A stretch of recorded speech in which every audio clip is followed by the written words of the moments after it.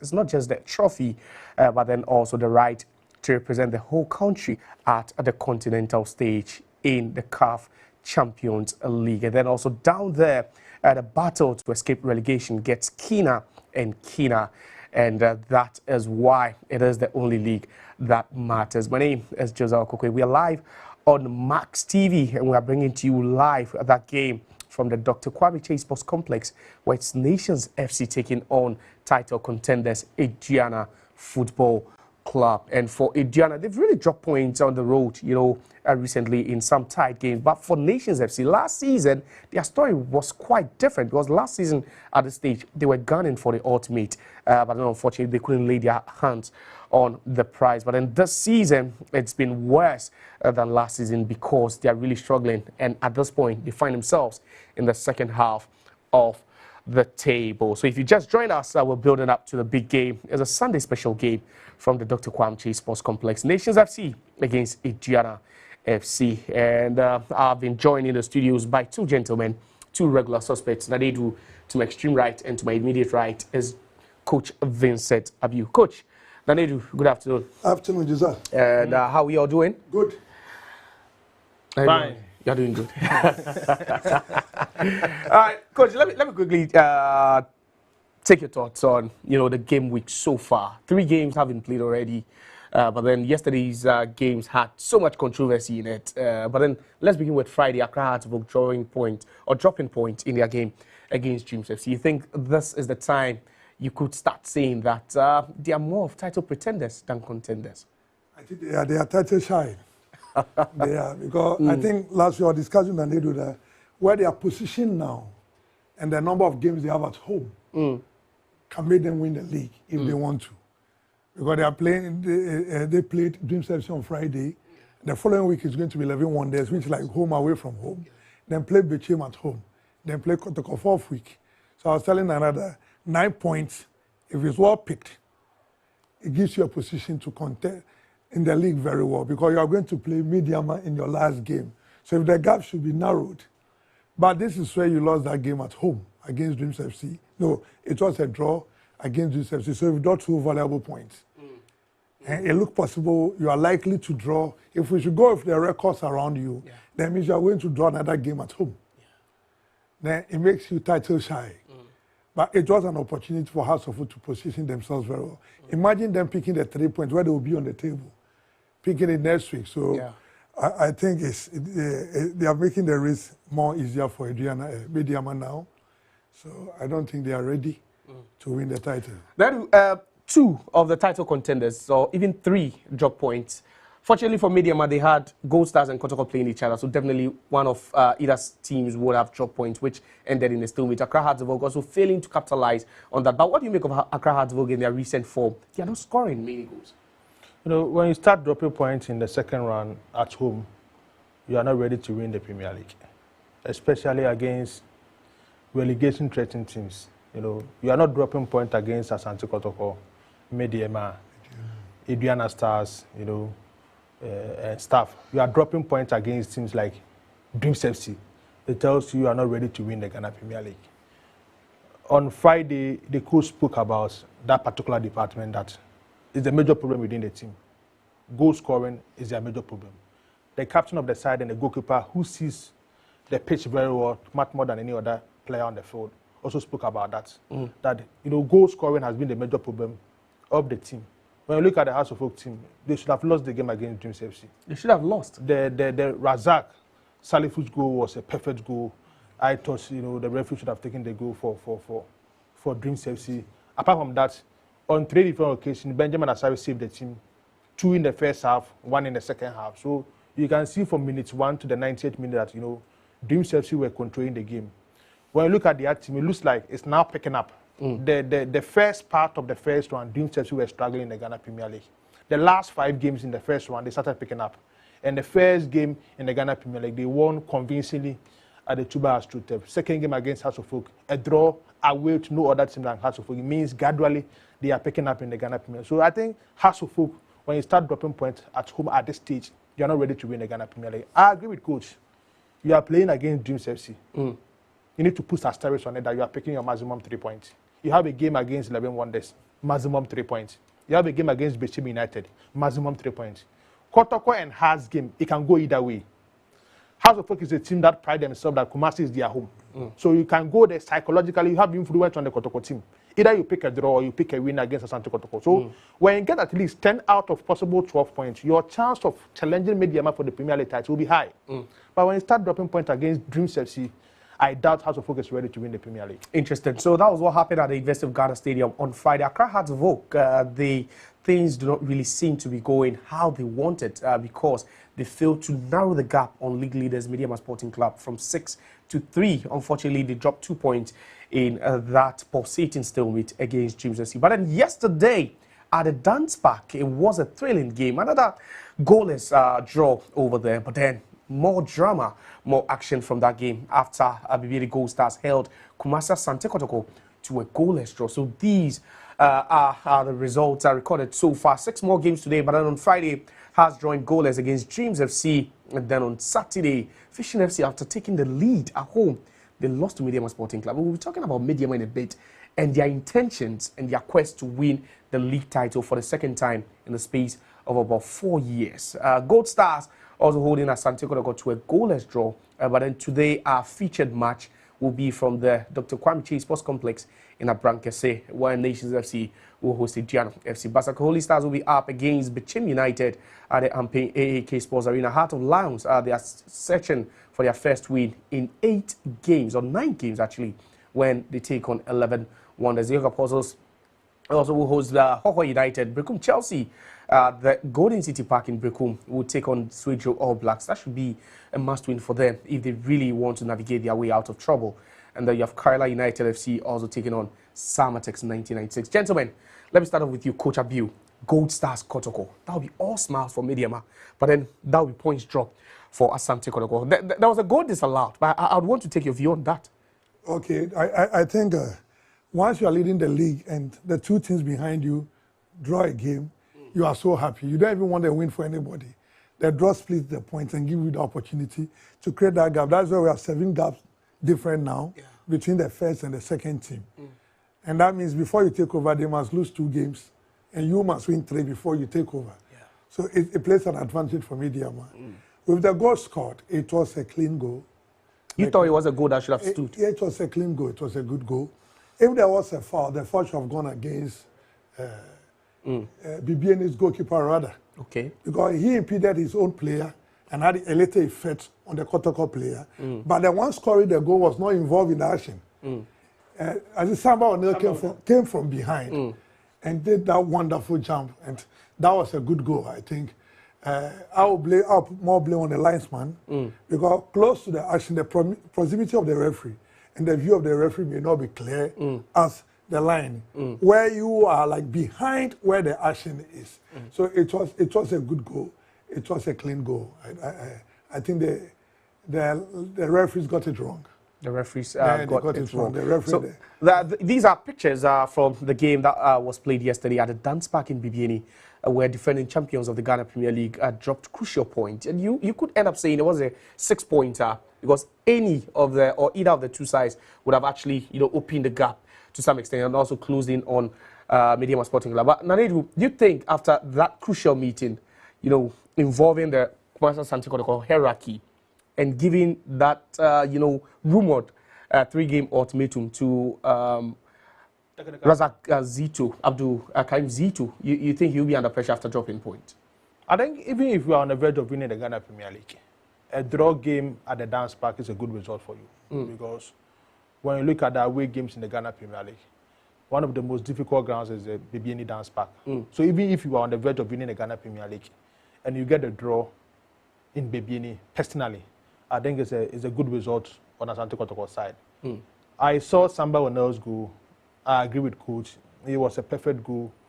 The referee, Julian Nunu, disallowed Asante Kotoko a perfect goal in that game. I'm sure when he goes back, watch the video again, he will understand what I'm talking about. So Kotoko should have gotten that maximum 3 points against BBN Gold Stars. In recent times, Kotoko, they've been getting a good result against BBN Gold Stars. In the first one, they won against them in Kumasi. In the Super Cup, they won in BBN by 1-0. So in recent times, against BBN Gold Stars, they find a way to get a good result against them. this is a game that will make a big statement. I think we'd have to, spend some time talking about this particular incident. It was late into the game where Kumasi Asante Kotoko thought they had run away with all 3 points. Minutes. And, ironically, last season they scored a goal again in this particular fixture at the dance park, which was disallowed. But just look at that. That was a goal, wasn't it? Yeah. That was a goal. So that was a clean goal. That was a clean goal. Watch from the front, watch from the back. I think today I've watched it about 3 times just to be sure before I come on the show. And the goal scorer was not involved in any negative action at all. He came from his central defensive position, got nodded the ball. Look at that's the position of Samba. Yes. It was rather Yimano Kobe who pushed the defender of let's take a look at that, scaffold over there between Kobe and the Kotoko player and then also the goalkeeper. You think that was what actually led to the foul, or the referee called for a foul? But it was rather Kobe who pushed the defender of Obiani Gold Stars. Okay, and not the Kumasi Asante Kotoko player. Absolutely. No. Just look at that. Just look at that. The push over the year. But would you say the Kotoko player was also trying to impede the Gold Stars player? No. It's always a goal maf miliki. It's always happened when there's a header. When it's too intense, then the referee comes in to talk to both of you to manage the situation. But with the goal in position right now, if we should go back and judge that particular incident. So just look at that. The number 23 for the number 23 shattered player for Kotoko. Just look at that. Would you say that is a foul? No. That's not a foul. That's not a foul. Inus Adams. That was Inus Adams, exactly. That is not a foul. That is not a foul. It's always happening when there's a corner situation all the time. You try to play some few antics. Okay. And it was between 2 players. But this is where the goalkeeper came in and now pushed his own player. So it wasn't a foul. It was a good goal. I think somebody was denied. So I think that's a reversed angle, a clearer view, and a thumping header, from Samba O'Neil. And that should have won Kotoko the point in this game, you believe? And looking at the timing. They needed that particular 3 points. There is pressure on this Kotoko team. There is pressure on this technical team. They signed only 3 players for the second round. Prince Bedu, Dogo, and of course the coming back of their striker Albert Samoa. So they needed to improve their squad for the second round. Dogo had a good game in yesterday's game against Obiani Gold Stars. He nearly scored from a crossing from Inus Adams from the left side. So he missed that particular chance by not scoring for Asante Kotoko. 83rd minute, Samba O'Neil should have scored the goal. In fact, he scored the goal for Asante Kotoko, but the referee disallowed that particular goal for Asante Kotoko. Kotoko deserved the maximum 3 points. You can see from yesterday to today, the fans of Asante Kotoko on social media, some of the management members are complaining about officiating the Ghana Premier League.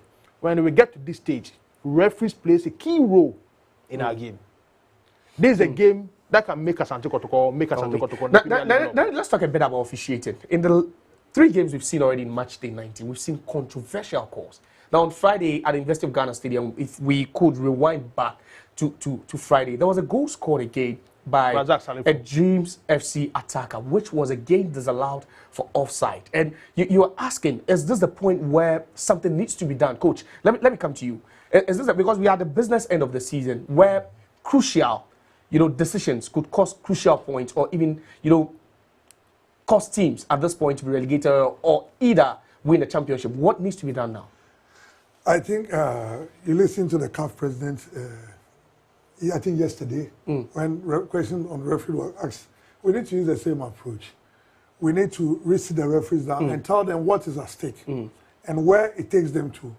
The integrity aspect of the game must come back to them. Okay. Because if you check on their uniform, it's always written there when they go for training.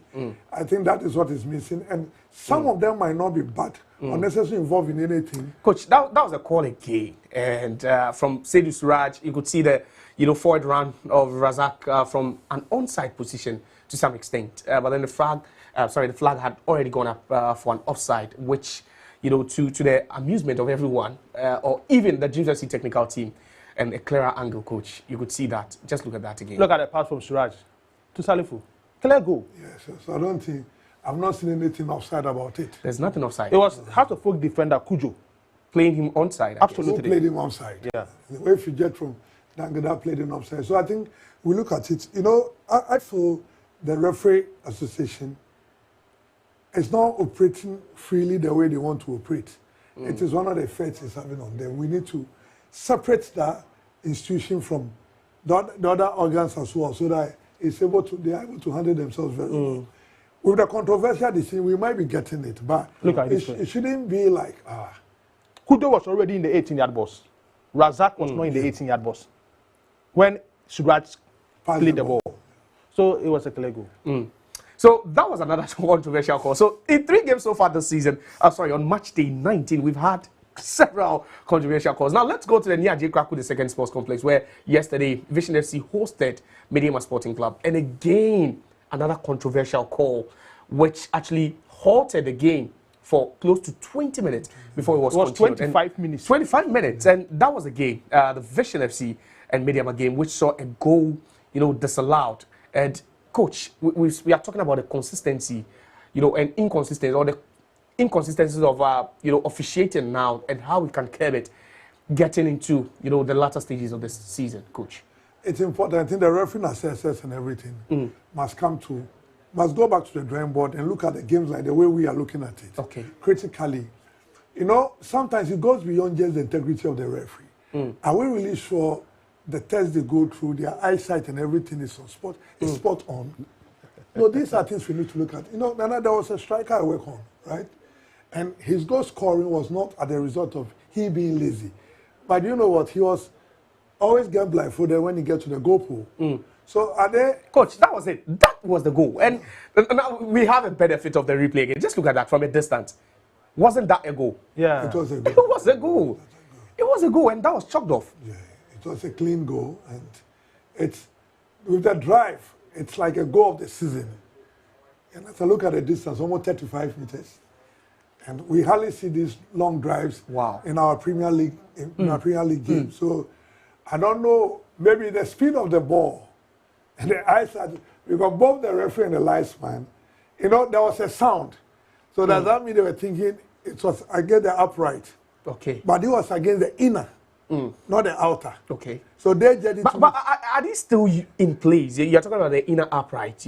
Are these things still in play? Because normally you hardly see them these days. In football. Because if that wasn't there, then perhaps it wouldn't have ricocheted and just bounced back. Yes.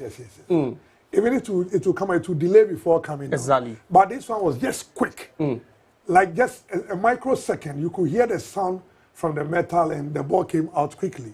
So if you are not positioned very well, you'll not be able to get it. Even those who even got it, believe they got it on the footage.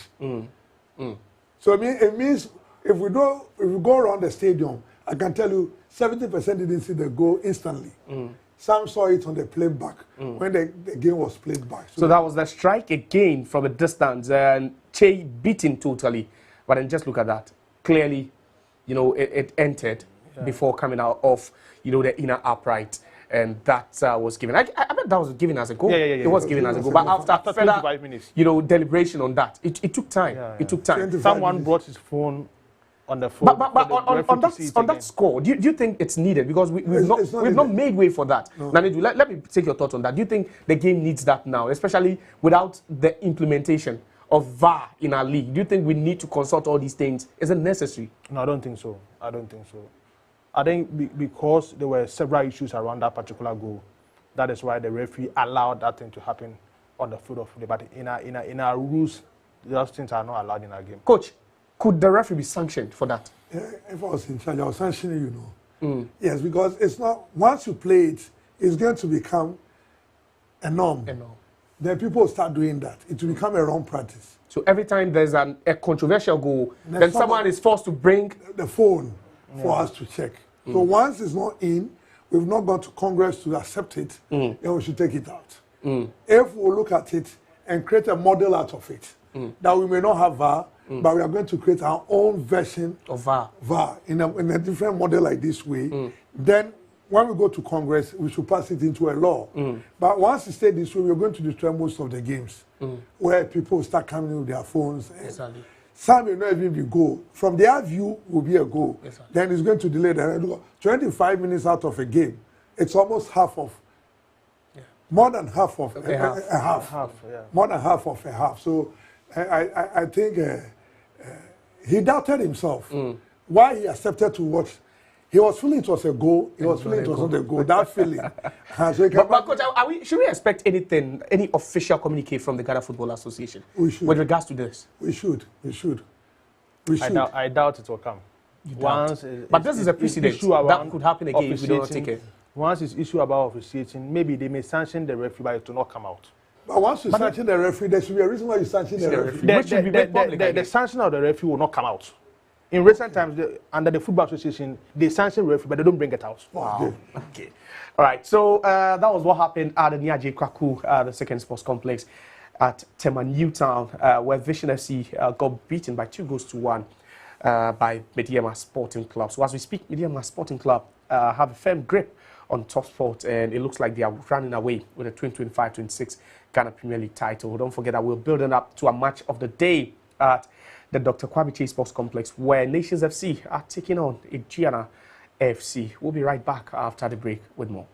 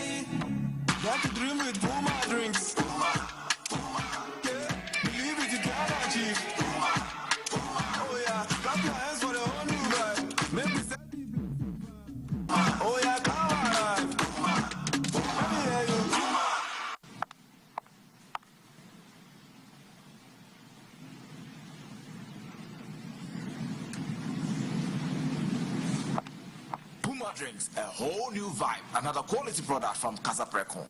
This advert is FDA approved.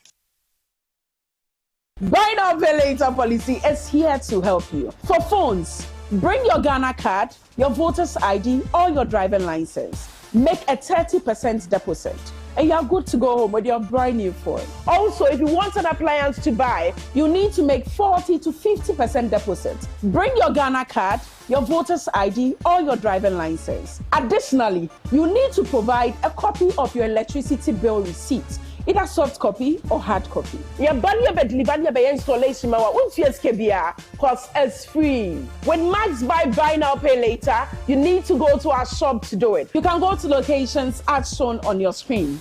You can also call us on 0594 091 122. Shop now and pay later with ease. Max Buy, making shopping easy for you.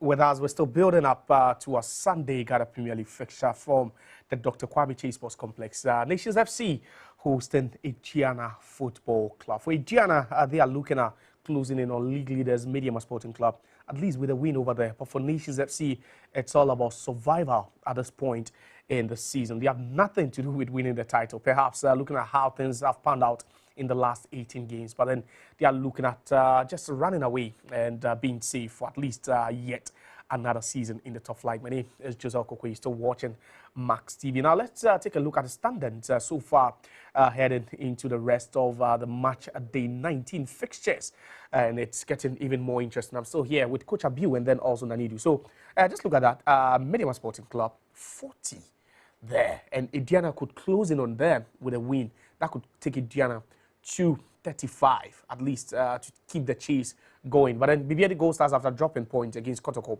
on 33, Aduana on 32. They are playing later today, and then Asante Kotoko picking up a point. Heart of Oak, an abysmal performance by our standards. They also picked up just a point, and they are 8 points behind Medeama Sporting Club.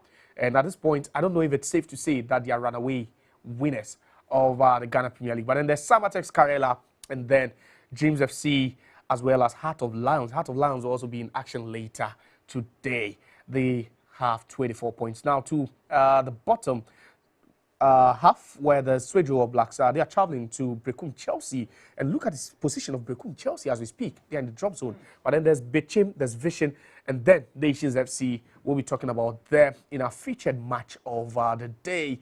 They are hosting Aduana. There's Young Apostles, there's Basake Holy Stars, there's Brecum Chelsea Hohoi, and then also 11 Waters. So you look at this half of the table, and the only team that has played in 19 games so far is Vision. The rest are playing later today. Tells you how interested it gets, Coach.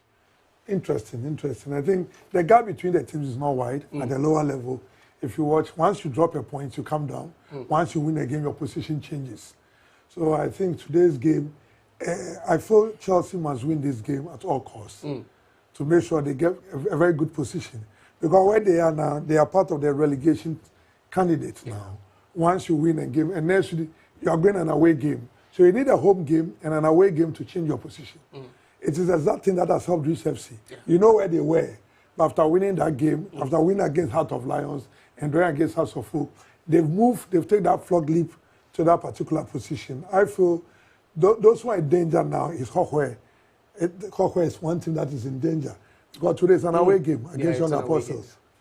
And I don't see how they are going to win that game to move out of that position. I do. Look at the position of Dreams FC, 13th on the league log, 21 points. And it's a massive game for them, especially a win could see them, jump, a bit higher up at the table. How crucial would that be for them today? Nations FC, yeah, Nations FC. Big game against Aduana Stars. Medeama will win the league with 4 games to go. Wow. Medeama will win the league with 4 games to go. You think they would win? Looking at the kind of football they are playing and the quality of play they have, I think they are above any other team in the Ghana Premier League. Right from the goalkeeping department to the attack, they have a better squad than the rest of the teams in the Ghana Premier League. And they've been able to add about 2 or 3 players in the second round, especially looking at the striking department. Abdul Rahman, formerly of Swatsemai, has joined them, and they've been able to add some quality players to their team to make their team stronger for the second round. In the first round, they have a better team than any other team. So, Nations, when you look at their game against Aduana Stars, it's going to be a difficult game for Aduana Stars to get a result in Dr. Kwame Sports Complex, because in recent times, Frimpong Manson is struggling to get the maximum to the point when he's playing at home. When you look at his record at home, some of the games he's managed to get a win, some of the games he tried to get the win, but it doesn't go on well for him to get a draw. So a game against Aduana Stars is going to be a crucial game. He has lost a key player like Prince Bedu to Asante Kotoko. Yeah. He has brought in Alex Asso, formerly of Medeama Gold Stars, to also join their squad. So they are struggling to find the right balance and get the results, especially when they are playing at home. It's going to be a difficult game for Aduana Stars. Aduana Stars' major problem is goal scoring. Since Emmanuel Mafu got injured, they struggle to get a player who can get in the goal just like Emmanuel Mafu. And that is a major problem for Aduana Stars. I'd say Nations FC to get a slim win at home. Interesting. Nanidu already giving out his predictions. But let's take a look at some numbers with regards to the two teams we have going at each other later today. Nations FC against Aduana FC. We take a look at the last 5 games for them. We begin with Nations FC. And this is how it looks like. A defeat to Accra Hearts of Oak. And then also a win at home to Young Apostles. And you have Nations also losing again to Vision FC. And then a goalless draw at home to Karela United. Then they came all the way to Swedro and then picked up a valuable point. They scored late in that game, and you were thinking they could have won. But, Coach, just look at that. Out of a possible 15, they managed to grab 5. How good is this form heading into this game? It's bad. They are no more a threat. Nations are no more a threat. Nobody goes there feeling intimidated in terms of the performance they will put up. I think it makes it difficult for them. The records I've been telling you, they are likely to drive in today's game. From the records, they are likely to draw today's game. And if you check the records between nations, head-to-head between Nations and Aduana, it always favors Aduana. Last season, Aduana was one of the teams that denied Nations from not winning the league. Yeah. That 1-0 defeat changed the history of Nations FC. They could have won the league if they could have won that particular game. So I think it's going to be difficult. And currently, looking at the Aduana, they look comfortable away, especially when you don't keep the ball on the turf to possess the ball and play at them. They are very comfortable. They are comfortable. If you look at the team shape and body language of the players, it's always comfortable than when they are playing at their own home ground. It means there's more pressure. So a team that is more comfortable outside, if they come and they are daring and they want to take all the risk, you, the home team, you will be in trouble unless you can also manage home pressure. But as it stands now, it tells you that nations cannot manage pressure at home. Once your supporters are not happy, anything you do is not nice. Unless you win the game, then they will praise you. But prior to the game, they will say, this one we are here, we are likely to lose again. So that fear in the supporters translates into the players sometimes. So if the technical team doesn't manage it very well. So it puts Aduana on the brighter spot in today's game, even though Nations is playing home. They put them on the brighter spot. All right, so now let's move to the other side, the away side, and take a look at their last 5 fixtures, heading into this game. If they should give us an indication how they would fare. So we saw Nations FC picking up 5 out of 15 in their last 5 games. But then this is for Aduana. And then it was a 1-0 win, a good win for them in Kpando against Heart of Lions. They drew goalless at home to Heart of Oak, where it was Agbasi that denied them maximum points in that game. Now a 2-2 draw in Winchi against the Young Apostles, a game where they took the lead twice in that game. And then you have Aduana losing to Vision, and that was actually one of the results that actually, just blighted every opportunity of winning the league. And then a 2-1 win at home. And that game was a game where they left it very, very late. It was Charles Jimfi Kamara who got them the last-minute goal in that one. Now, they do look at that form of Aduana. At least there's an away game in their last, an away win in their last 5 fixtures. Now, that was against Kpando House of Lions. Yeah, House of Lions in the last 5-6 games, they've been struggling in the Ghana Premier League. Before Aduana went there to pick the maximum 3 points, already the league leaders have gone there to pick 3 points already. Medeama also went there. They won that particular game against Kpando Heart of Lions. So it means they've been struggling in recent times in the Ghana Premier League. When you look at the game against Vision FC, Vision scored an early goal, and they were able to manage the game to the 90th minute because I told you earlier on, because of the injury situation of Emmanuel Mafo, they don't really have a reliable, center forward in their team who scored the goals for the team. So they've been struggling in recent times. They didn't understand football club. So they wanted to sign some players for the second round. They went to Kawela looking for a striker in Kawela. Kawela told them that, in the second round, they also want to finish hard in the Ghana Premier League. They couldn't get that particular striker in the Kawela team. They went to Nations to be able to get one central defender in their team. So they wanted to add additional players in their team for the second round, but they couldn't get all of them for the second round. So goal scoring has been a major problem for Aduana Stars. That is why Medeama is stressing on the league. If Aduana Stars were having Mafo and additional quality strikers in their team, they could challenge for the Premier League title, but they don't have reliable strikers in their team to score more goals for them. Coach, but what do you have to say about the Aduana form heading into the game, especially when they've won a vital away game at Kpando, but then losing to Vision at home? I think that's what I was telling you, that they are more comfortable. Even if you're watching them on television and what their team shape, it's always in line when they are playing away. They get a little bit distorted when they are playing home. So once it's an away game, and when they start believing that they do better in away game, then anytime you are playing them in away game, you will be in trouble. So I feel what you just show right now, if you go to it very well, it favors them small. Because it was better home and away until Vision came to put that brakes on them. Exactly. And Aduana, when they play in a position that is very skillful and disciplined, they find it difficult. Once you're able to hit the ball long and you go, they will get you. But playing Vision, where they can put the ball down, exploit your spaces very well, they'll find it difficult. But I'm doubting if Nations will be able to do that. If Nations will be able to put the ball down and string their passes well and build up in sessions, in department, they do not find it difficult. But if they are not able to do that, and they'll just hit the ball and go, that's why, like Nana said, they don't have a goal scorer. They might still get a point from Nations. But we are pretty much aware of the fact that the transfer window closed, just hours before the commencement of match day 19. Have you been pleased with the activity of both teams in the market?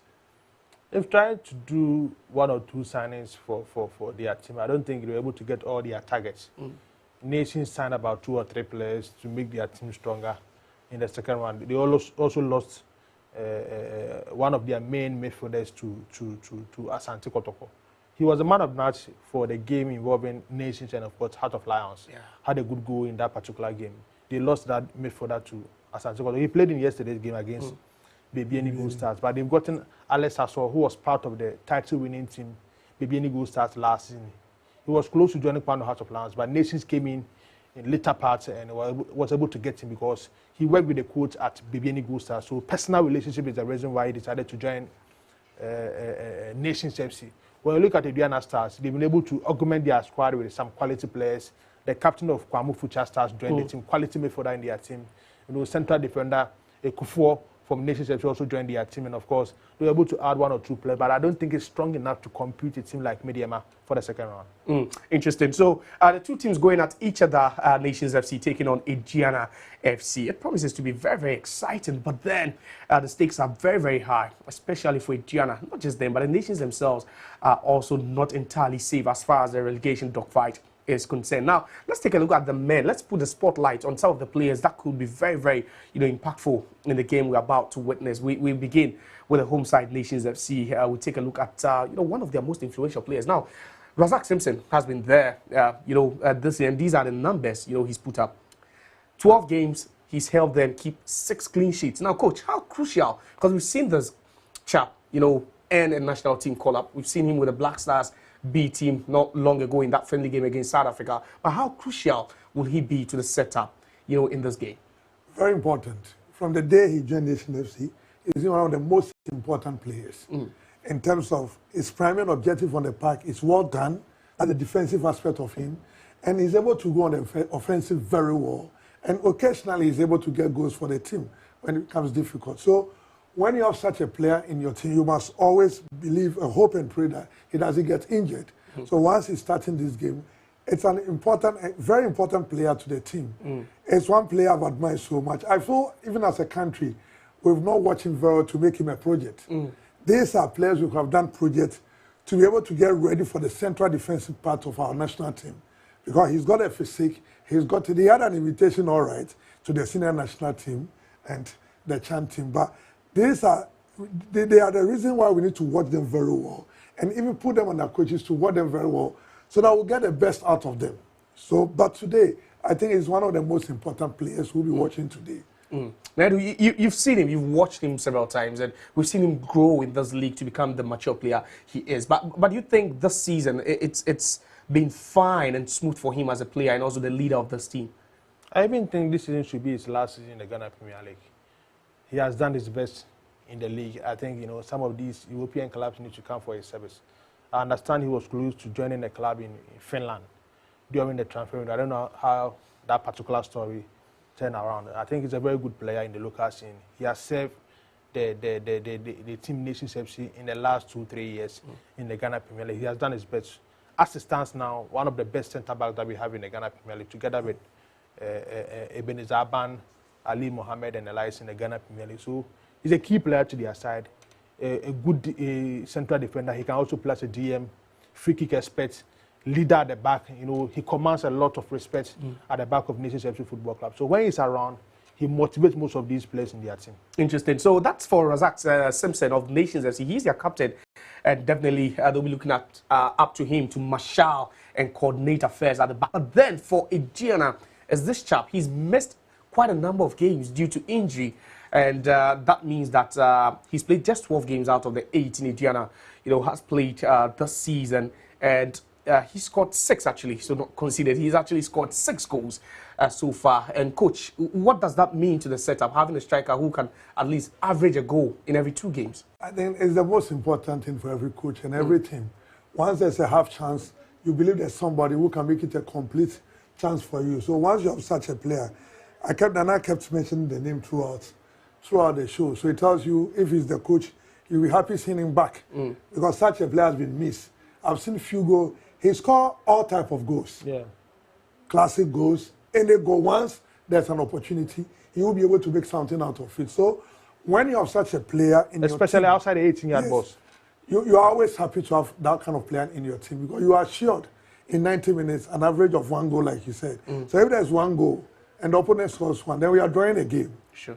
And anybody who can give you 1 goal on average is likely to give you 2. So I think any coach will be happy, the entire team will be happy. You know, it's not the coach per se. Sometimes the team itself that is happy for them to see you back because you are showing them of their winning bonuses. And you know, it's a double bonus all the time. Yeah. The locker room and the team bonus. So once you have that player, when you are back in the dressing room and you see them chatting, Charlie, we are happy you are back, or you know what you are capable of doing. You bring another form of psyche. So I'm also happy he's back into the team. Right. Because it's one of my favorites in the Ghana Premier League. Interesting. All right, so we'll build it up to that game at the Dr. Kwame Chase Sports Complex. Nations FC hosting Aduana Football Club. We have to head for a commercial break. When we are back, we'll be looking at the starting lineups of both clubs and then also the chances of either side carrying the day.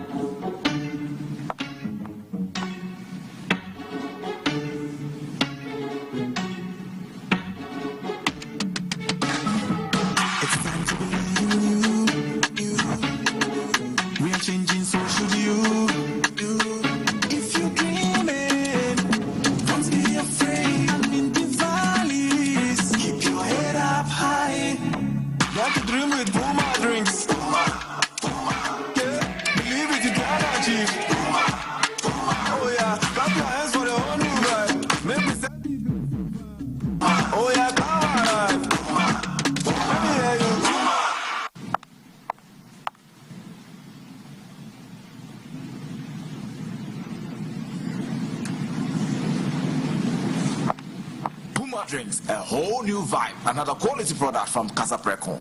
This advert is FDA approved. I want to watch the match. Even watches Ghana football these days. Do you know Charles Taylor? The president. Charles the Terror Taylor. He terrorized defenses with his dribbles.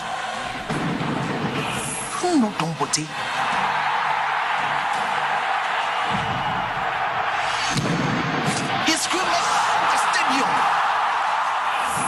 For the general, lifting up trophies. Stephen Odo was orchestrating the game. The legends of yesterday, they have paved way for the heroes of today. Do you know the Ghana Premier League? No, Dad. It's our game. It's our pride. And you watch it now live every weekend from now on. Catch the Ghana Premier League live this and every weekend.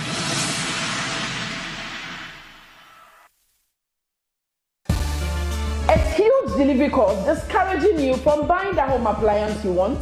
Or are you frustrated by the late pay delivery?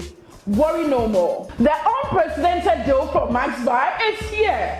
Buy your TV, AC, refrigerators, washing machine, and have it delivered within 24 hours at zero cost. Yes, you heard it right. 24 hours free delivery and installation within Accra and Tema at the comfort of your home. For clarification on this offer, call us on 0544 019 552. You can also order on our website www.maxbuy.com.gh.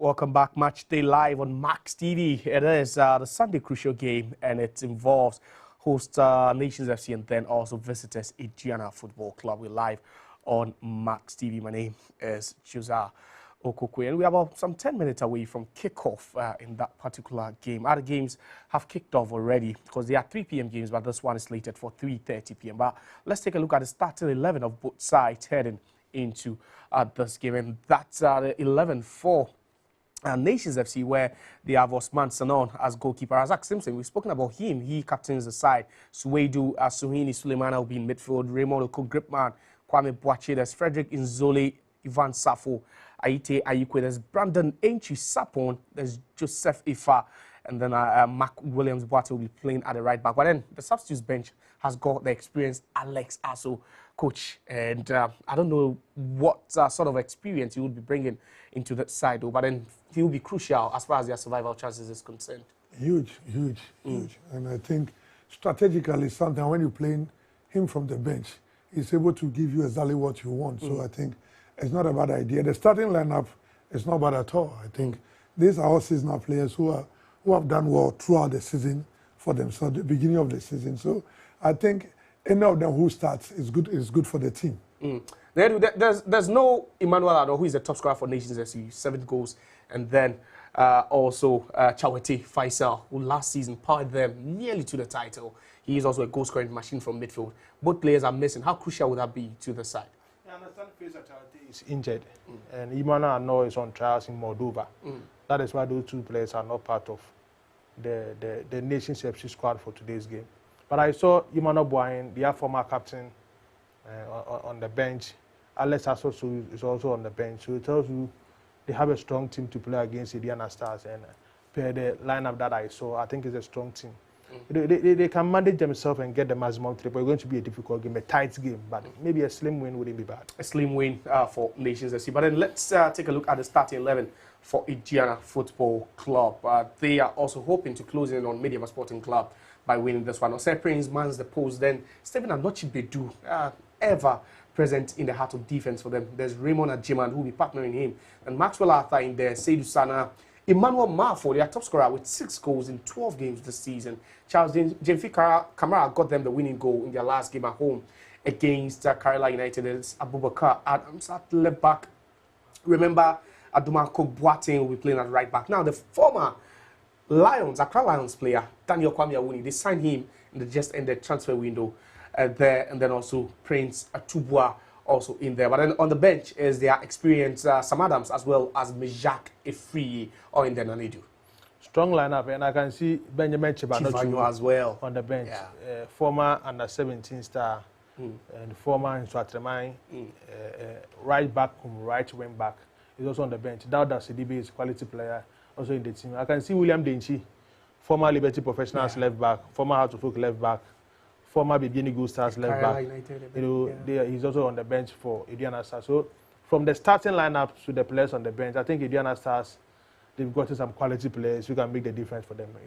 It's good to have Emmanuel Bafu in the starting lineup. He is a key player in their team, and I can see Sana. He's also on the starting in the starting lineup. He's a quality midfielder in their team. He was a man of the match involving Asante Kotoko and Aduana Stars in Kumasi. A key midfielder in Aduana Stars. And when he gets his day, it's difficult to handle in that midfield. Coach, we are at the point of the season where fatigue, you need to manage loads and all that. But then weather, everything. How do the coaches have to go about this, especially with their physios as well? I think it's very important. This is where you need to rely on your technical team. You believe and hope that you have the right people to give you the right information. Like you said, the weather is even funny, as of today, where you can feel a little bit of harmattan. A bit dry and heat. So you manage the amount of water you take in. It's very important. Prior to the game, during, just after warm-up, how many amount of water you sip into the body. If you're not careful, you take too much and it affects your running. You take too little, it affects you. So it should be done in moderation, where you manage the amount of fruit intakes. Fruits that have a lot of water, like cucumber, banana, and the rest, to be able to give you that sustainability and supplement. And this is where you manage your training. Your training, the load you create in training. So your load must reduce very well. You manage the load, then you manage, the load comes in different form. We have the tactical load. The system you are going to play comes under the tactical load. Then we have the technical, we have the technical load, then we have the physical load. The physical load involves the physical training and the transportation. how you travel to and fro the hotel. That's quite complex, I believe. But we'll be joining the feed in a bit. Naidu, let me quickly take your predictions for the game. Who do you think is winning this one? Perhaps you might want to give me for the first 45. No, first up draw. First up draw. Naidu is something else, coach. I think I also agree. Coach, is it so difficult to call in games like this? Yes, I think when the game is like that, I like it so much. I like where there's competition. I don't like easy prediction where I just walk in and say 3-1, 3-2, and it's happening. There's a trick in the Ghana Premier League this season where you cannot just come out with a bold score line. It changes. So I think this game has got so many faces. Okay. The face where Aduana is trying to do, they do well at away. Nations is struggling to establish themselves, and all of them want a win today. But with the stakes high, who do you think, which of these two teams would really be gunning for the 3 points? We understand that Aduana are also looking at the title. They are looking at completing the double because they are still in the FA Cup. But then you look at Nations FC, and since they gained qualification to the top flight, this has never been their fate or situation. They are looking at the point between them and Medeama. A win for them will close to, is it 4 or 5 points? Yeah. You know, if they lose this particular game, they maintain the 8 points gap between them and Medeama. So Aduana will be eager to get the maximum 3 points. The CEO of the club has spoken about it, that they really want to win the FA Cup and be in the top 4 in the Ghana Premier League. It's going to be a difficult game. I would tip Nations to come on top after the full 90 minutes. But the first 45 minutes, I see a full-time draw. Coach, the stakes high. And you have a title contender against a relegation threatened side. At this point, how is the psyche like? That is where you tell the players, when we lose this game, you show them the table. Have you been in such a situation before? Yes. Where you are either gunning for the title or fighting relegation? Yes, I think both. Where you're gunning for the title, that was my first year at Great Olympics. Okay. Where I felt like few points more to win the league. Then you slip down. Then Coach, we'll have that conversation on another day. But let's join the feed from the Dr. Kwame Chase Sports Complex. Nations FC taking on Aduana Football Club. Against Aduana, who are third on the league log and hoping to win and close in on Medeama, who have opened a 7-point gap between themselves and the second place team, Gold Stars, on the league log. My name is Nana Dakwa Jesse, together with Calvin Owe, your commentators for this game here in our broadcast. Two of the finest sides in the Ghana Premier League. You would want to expect some beautiful football this afternoon. Expecting some players who have made returns. A lot of changes between the two sets. Ghana dropping number of points at home and on the road. They would want to pull a surprise. Nations FC knowing the threat of this Aduana team, the experience, the quality they have, wouldn't want to drop any points. They know they have a very big game on their hands. Aduana coming to this game from a 2-1 win over Karela the other day at the Nana Ajiman Bedu, the second park in Doma in Kro. And for Nations FC, it was an impressive away showing against All Blacks in Swedru, where they picked up a valuable point to return to their fortress. As a matter of fact, in 9 home games this season, they've gone with 5 wins and 4 draws. They are yet to test defeat at this venue. But their dominance at home have not reflected on their overall performance on the league log. So this is the squad they are presenting for this afternoon's game here at the Dr. Kwame Chase Sports Complex. Robin Sanon, key place in post. Kwame Boacha, left back.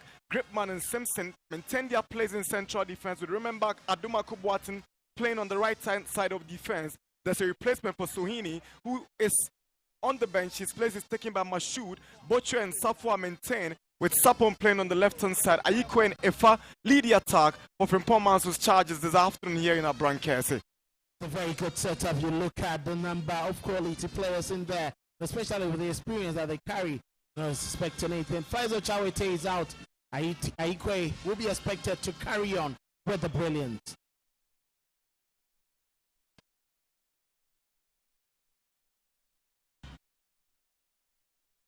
Two experienced defenders in the Ghana Premier League leading their teams this afternoon. Anochi Bedu on the green side and Razak Simpson on the white side for Nations FC.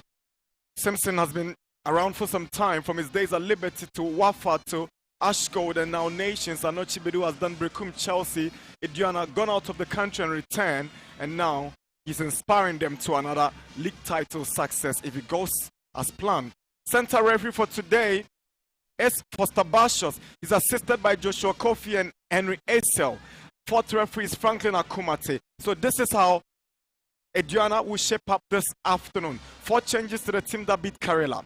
Goalkeeper Masaudu is out for Prince Osei. Anochi Bedu maintains his place in central defense alongside Ajiman, who is coming in to replace Alex Boache. Adumaku Boatin at right back, Abubakar left back, Kamara, Sana, Ata in a 3-man midfield with Marfo leading the attack alongside the new boy who was joined from Basiki Oli Stars, Prince Otobwa. He's been given his first start under Choiba Aristika. Well, this is very lovely to see Emmanuel Marfo. He started the season pretty much high, very quality player, lots of brilliance, and his return is expected to boost that attack of Aduana FC. They're still struggling with their defensive unit, and Raymond continues to play there. Maybe the brilliance in the midfield will be expected to come from Thomas Kamara, who hasn't really glittered. He's been in patches, undulating this season with his performances, and I'm sure Aristika trusting him today to play alongside Seydou Sana and Maxwell Arthur will bring the best. Daniel Awuni on the wide areas, suspected to create a lot of trouble for Kwame Boachi, who is on the left-hand side of Nations FC's defense. Aduana have quickly thrown into this game their new signings. Former Accra Lions right winger Daniel Kwame Awuni, who left the shores of the country for Serbia, where he has stints with Kariki. They've also brought in Otobwa, who is starting for them. Lot of learning to do from the experience of Emmanuel Marfo, who is playing as a middleman together with Awuni and Otobwa on the left and right hand sides of attack. Match day 19 of the Ghana Premier League. We already witnessed 2 exciting games on Friday, where Hearts drew with Dreams. There we go. Aduana will kick off this afternoon's game here in our Brankesi. Seydou Sana with an early ball in, down by Gripman. Awuni, early impression from the young star, but Nations will take over. Ayiko Aite. That's a foul. First free kick of the afternoon to the home side. Well, it's very quick player there. You weren't expecting Maxwell Arthur to allow him to run smoothly through, especially in the early minutes of the game. They cannot afford to concede. Mashoud Abdullah down the right side for Nations. He wins a throw-in. First of the afternoon for the home side. We're expecting to try keep that pace and attacking them quickly. Get a first goal and unsettle Aduana. Boateng. Early cross goes in. Anochi Bedu. Not the best of touches from him, but Mashoud commits a foul, and Aduana have a breather now. Good defensive work there from Abubakar Adam, stepping in at the right time to make that interception. And it was just hit there by Abdullah. He wasn't expecting us late to that challenge.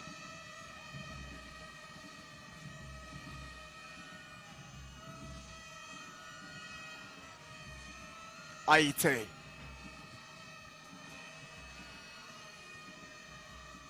Kwamboche finds his captain Simpson, who gives the ball away. Here is Daniel Awuni to Emmanuel Marfo down the right for the visitors. Marfo swings in across, but the best of contact from Aduana's Prince Otobwa.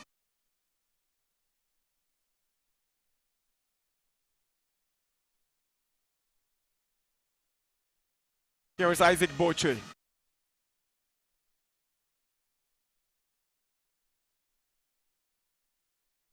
Gripman. Boateng.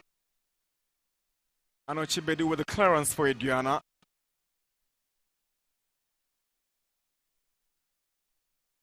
There's a push on Gripman by Marfo. Obvious referee. Foster Basha's right there, spotted that infringement.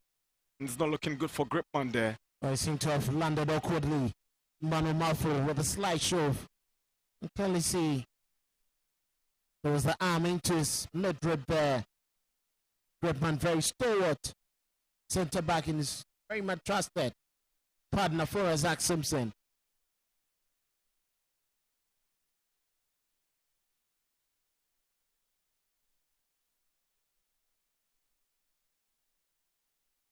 Early chance for Nations is blocked by Raymond Ajiman. Jemfi Kamara to Prince Otobwa.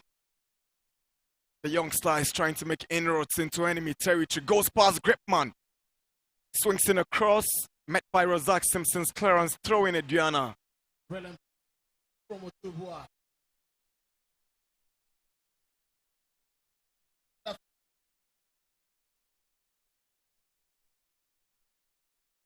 Mano Mafo.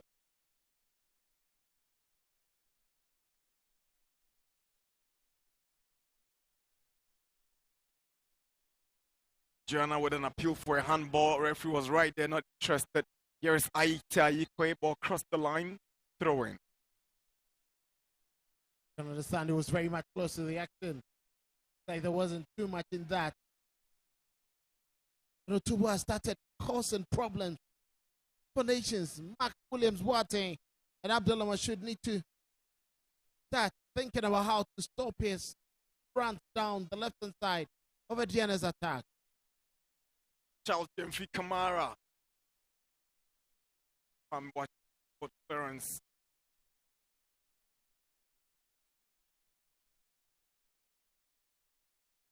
Free kick to Nations. That was quite needless there from Maxwell Arthur, giving away easy free kick.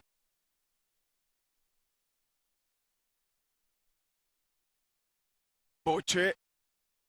Good ball onto the left.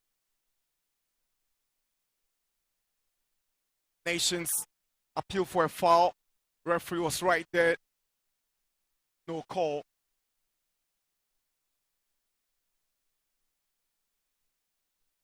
I think that was quite a fair challenge. He went down too easily. Good defensive work coming from Raymond Notibedu. Abdullah was trying to sneak him behind the defense. It couldn't happen as he wanted to be in pain. Right, a very start the game into an act put there. Then very clearly they want to get the goal. That's the opponent.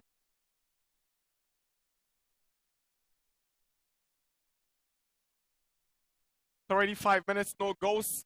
Abdullah Mashoud, the Nations FC right winger, currently receiving treatment. So, Basekioli Stars are up by 1-0 against Bechem United. And Heart of Lions, they are eager to return to winning ways. They lead by 1-0 in their game against 11 Wonders. And Young Apostles have been pegged back home by Ho United. That's the earlier incident. Well, the big question is whether it was enough to warrant a call or not. I don't think it was too much in that. There was clearly an elbow there, but it was just on the blind side of Masau Abubakar Adams, clearly showing it wasn't his intent to get into that tackle. Seidu Sana, Marfo. Decision in favor of Nations FC. Marfo disagrees with the call over Foster Bashos, and he's asking Gripman to calm down. He takes the final decisions. I think that there was too much aggression there from Gripman trying to get the ball back. Here is Aiko Aite. There's a push on Abubakar Adams. It's a good call by free. It's quite needless. It was clear he went in with the shove. The back of Abubakar Adams. Understand in such crucial position, they decide to go for the ball instead of these needless hits. Slightly an arm onto the back of his opponent. Not sure any referee is going to allow that. Another foul, this time in favor of the home side. I think it goes against the home side. It was a decision the referee took after that earlier foul. I was thinking it was an offside, but clearly, look, Maxwell. I thought with a foul there, but it's been given against Nation. Marfo up against Simpson.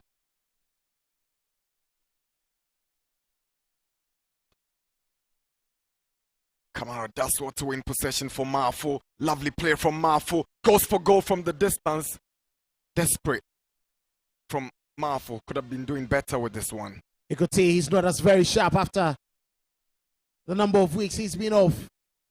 He made that quick turn, but with the outside of his boot, couldn't have the best of connection to generate enough power behind the ball. He's a man they trust so much to give them goals. You can see he started already feeling it. Not too sure he's game fit. Limping on that ankle that gave him issues. The fluidity we saw in the opening minute has dropped. Lots of fouls coming in. Ragged tackles. Naikwe becomes the latest sufferer of it.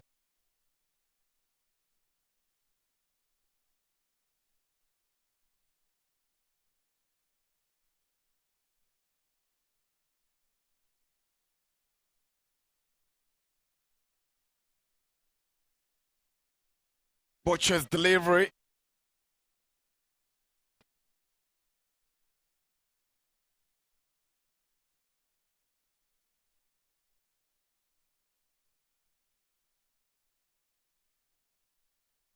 Players of Kwame Boache coming to play there. He knew exactly what Daniel Awuni wanted to do, shielding the ball, preventing him from getting anything on it. It's a good position for them to at least try and work their Diana defense.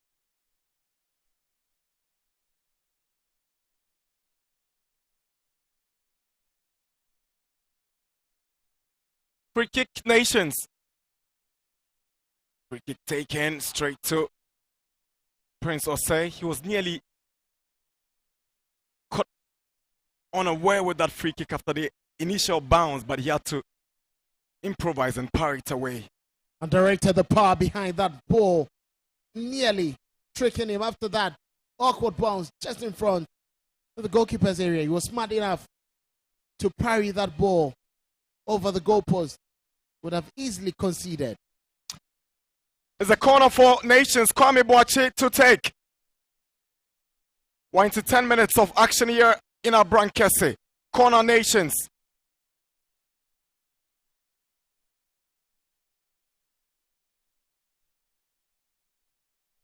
Kwame swings one to the far post. Aiko is there, but it's flicked away by Anochi Bedu. Here is Awuni.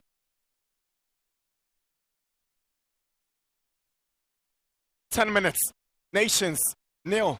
Aduana, nil, and now Aduana have a free kick. That was quite a good run there from Daniel Awuni. Know him clever. He's quick. But he clearly knew exactly what he wanted to do. It was clearly foul there once again. Aikwe with a follow-up. Marfo. Trying to get to Awuni. Throwing Nations. I wanted to lay that a bit hesitant to get onto that control. Signaling to the distance. There was something little in that Aliza push.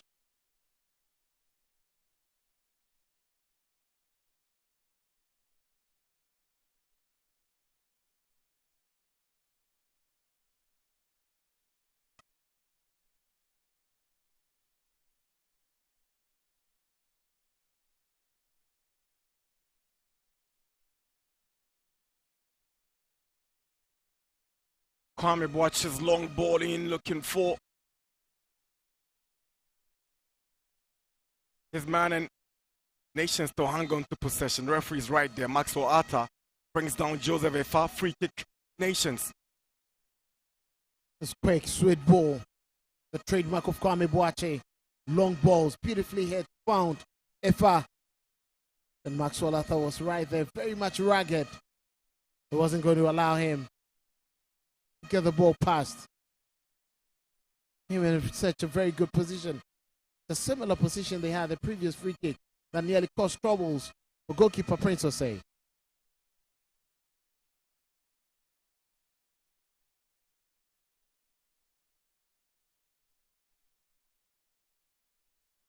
McWilliams Boatin bench one in.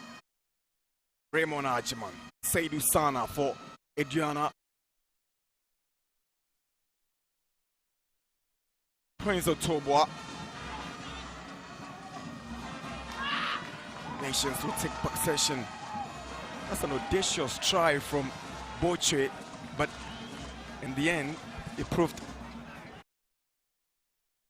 unimpressive from the midfielder who slots into this game, having sat on the bench in the other game. He wanted to pull one from his majestic. Clearly, like there was little in that to even hurt the goalkeeper.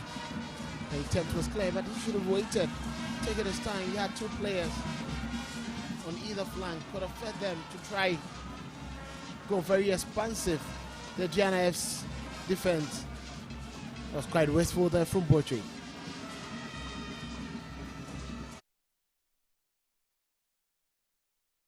Raymond Ajiman. Seydou Sana shows too much of the ball and he's lost it.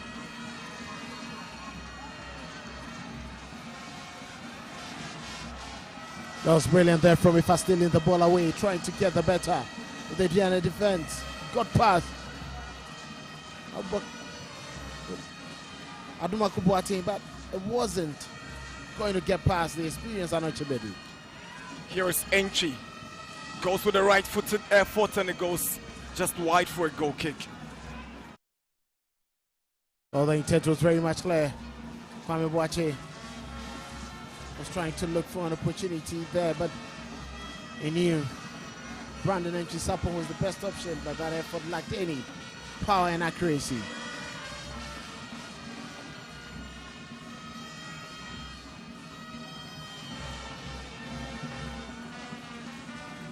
Mafo up against Simpson, but Kwame Boache will step up, mop up for his side.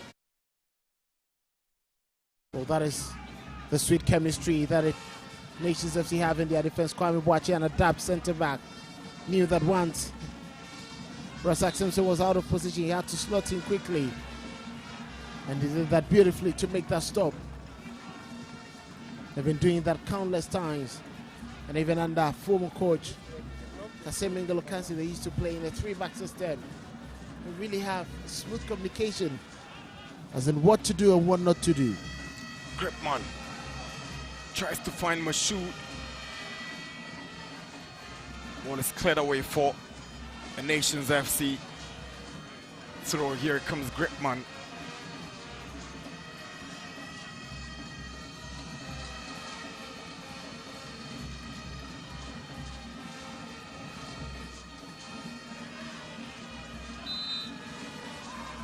Mafo wins the free kick for Aduana. Referee had earlier on played the advantage until Jemfi Kamara lost that ball. He's very much smart, very intelligent. Maxwell Arthur there. Acrobatic clearance. Anochibedu's ball to Prince Otobwa.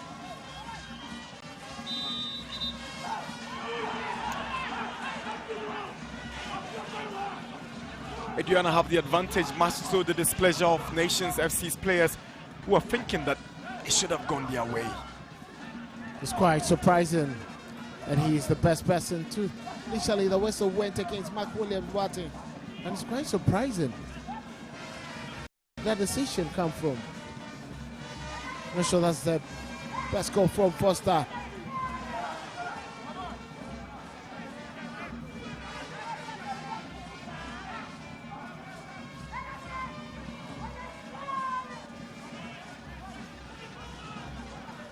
So quite a very good position for Aduana to also test the defense in a set-piece situation.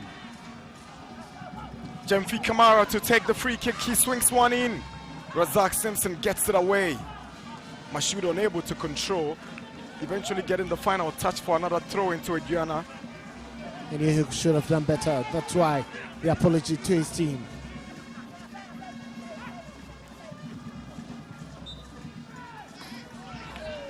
Foul against Emmanuel Mafo. Too many fouls in the game. You can clearly understand. he's furious. There was no need to go into that tackle and commit a foul there.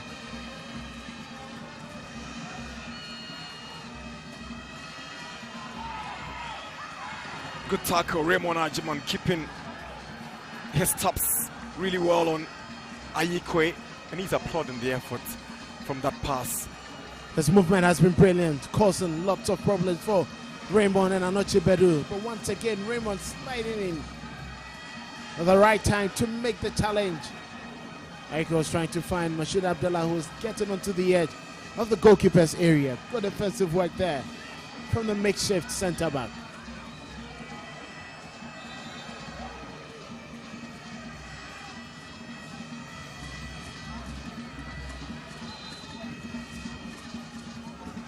Isaac Boche to take the corner for Nations.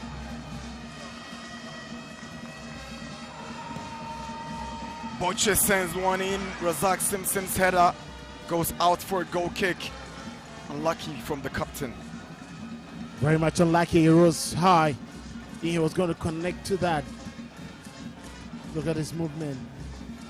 From that position, he should be doing better, but Maxwell Arthur right underneath him, preventing him from having a smooth connection. Remember, Boateng on the right-hand side, swings in across, stopped by Simpson. Kwame Boateng takes over now for the Whites. With the very best of deliveries. Across was aiming for a run to the near post. But Emmanuel Mafu was late to that. He was expecting it more central. Razak Simpson making that challenge.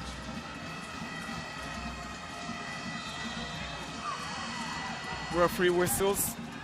There's a call for an earlier throw-in, which was initially overlooked.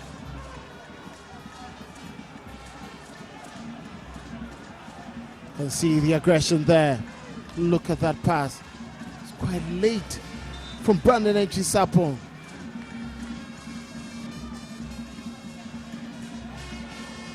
Just a bit late, nearly keeping that ball in play and causing trouble.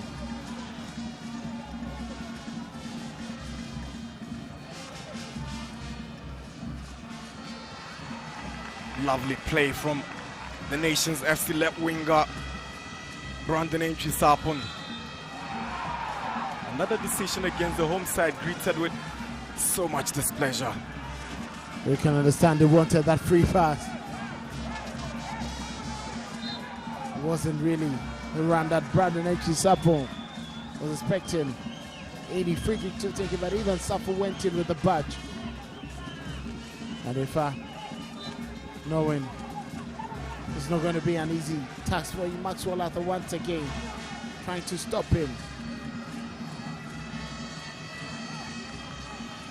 Here is Gripman.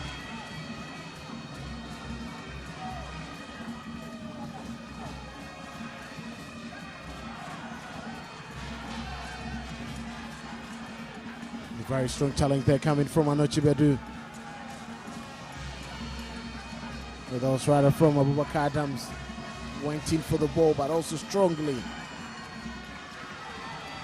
Chance for Nations, and it's the opening goal. Nations have pulled the trigger.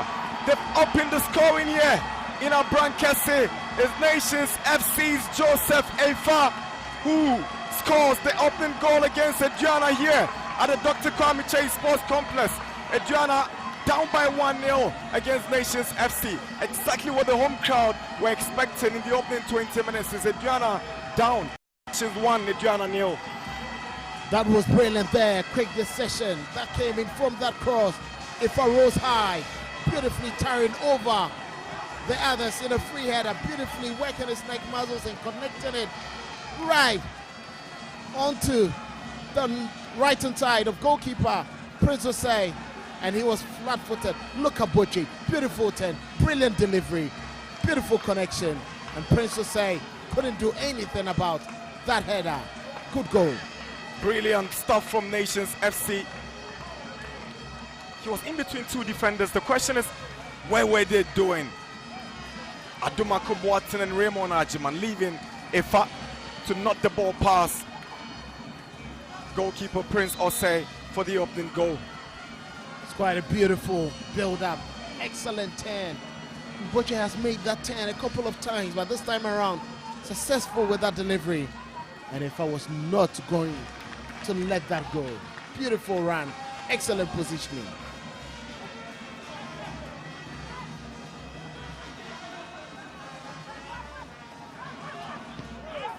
Big clearance away.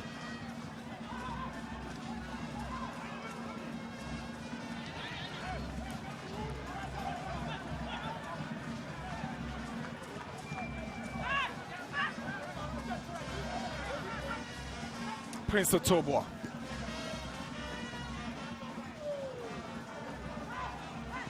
Adam Sabubakar. Sana. Mouthful. Awkward. Poorly delivered by Mafu. There was quite some sweet build-up between himself and Sana. Quick pass and clever think. Looking for Mafu. He was looking for the volley. Unfortunately for him, a miscue. Getting onto his ankle rather than the laces of his cleats. Here is Seydou Sana. Raymond Ajiman gets the ball away. Anochibedu with that tackle on Ayikwe, but here comes Boche.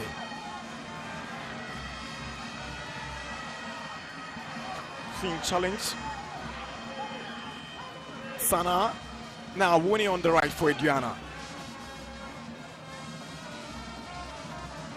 Onto Adoma Kobuatin, who swings in across, but is on the head of Razak Simpson. Kwame Boache returns that one for another throw.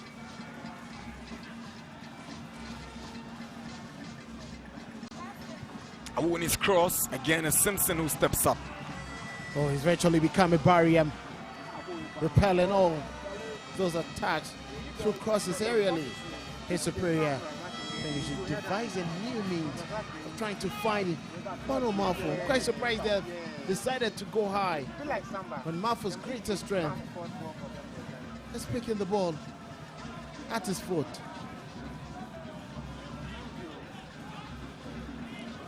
Here is Gripman. Interception from Awuni, another throw for Nations.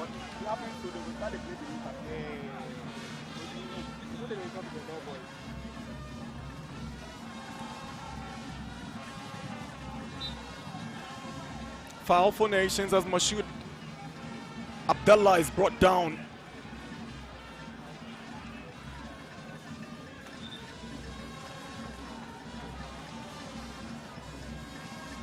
McWilliams Boateng. Anochibedu intercepts and Awuni will chase for this one. Tries to squeeze one for Mafu. Razak has missed. Mafu! Good goalkeeping by Sanon, but Mafu should be doing better. He should have been scoring. Simpson uncharacteristically failed to get onto that ball, but it was a sweet pass from Awuni to pick out Mafu. The intelligence of Awuni, that's what he's great at. Vision. It looked like Mafu, he could have done better.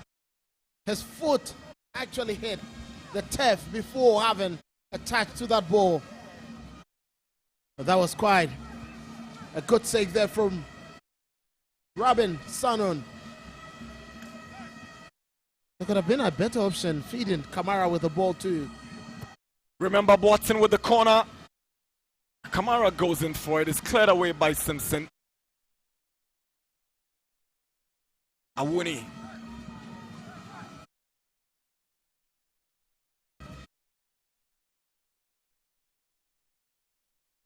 Raymond Ajiman fouled by Boche. Free kick. Aduana, and Boche is unhappy with the decision against him. I can clearly understand he thought it was a fair challenge. But unfortunately, the referee calling for a free kick against him instead. It's more like Raymond was coming from behind and came with too much aggression. Awuni. Mafo. Now, Boateng, Maxwell Arthur. Emmanuel Mafo steps up against Simpson. There's a block from the Nations captain. Aduana still in control in the Nations area. Now Mafo That's what to get the ball in, but Kwame Boache is there to the rescue of Nations. And Aduana is not giving up, still attacking, and to be rewarded with his free kick now. It was quite a poor ball there coming from Ifa. They expected him to put himself in a very good position fighting for that. But when he has started springing life into the Aduana game, started causing a lot of troubles with his vision and with his cunning moves in between defensive lines.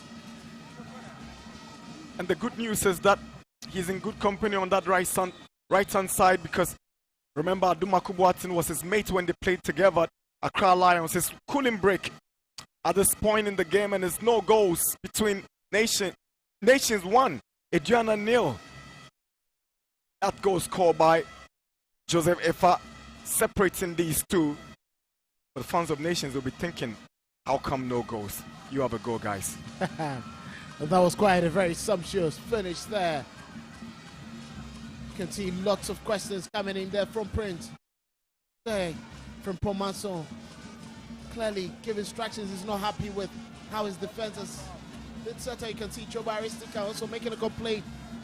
I think that Raymond Ajiman, that makeshift.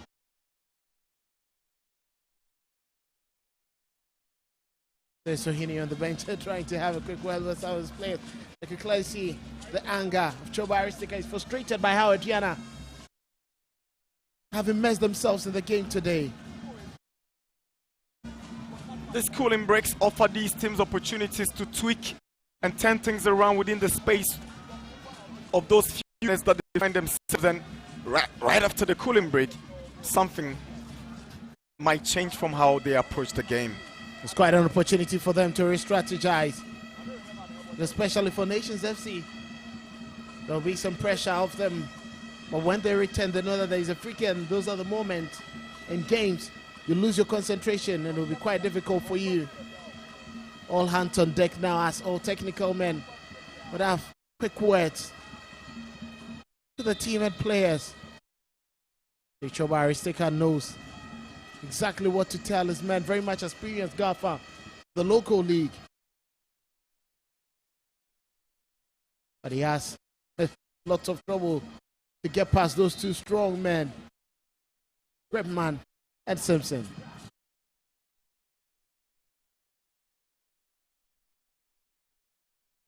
Half an hour here in our Brankese.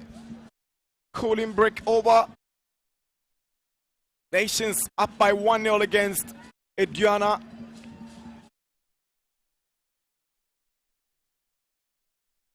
There hasn't really been the kind of results Aduana were expecting, especially from how the game started. And those are the fine margins in games that do count.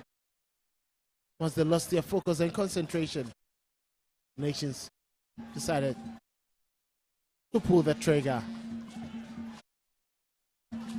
9 home games, 5 wins, 5 draws, no defeat. 2 draws and 3 wins in their last 5 home games. They are very strong at home, Nations. And remember, Aduma Kubwatin steps up to take the free kick for Aduana. Watson swings one in. Again, it's Razak Simpson is cleared away by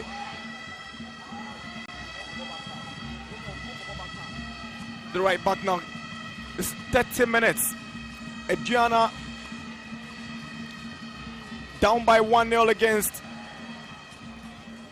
the unbeaten home side, Nations FC, here in Abrankese. It was quite a poor kick there coming from Prince, giving the ball away quite cheaply.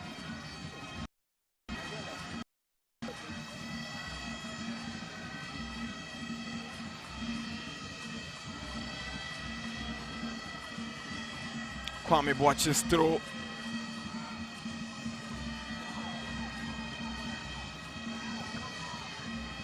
Corner for Nations FC. It's quite Brandon entry Sapon trying to whip one in quickly. But remember, Marco wasn't going to allow that. Not on his watch. They conceded from one cross that came from the right-hand side of Nations attack. And that left-hand side, he decided to keep the clocks closed.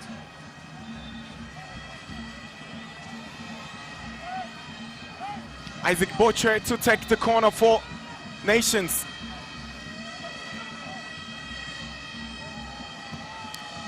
Boucher bends one in and is away by Prince Osei.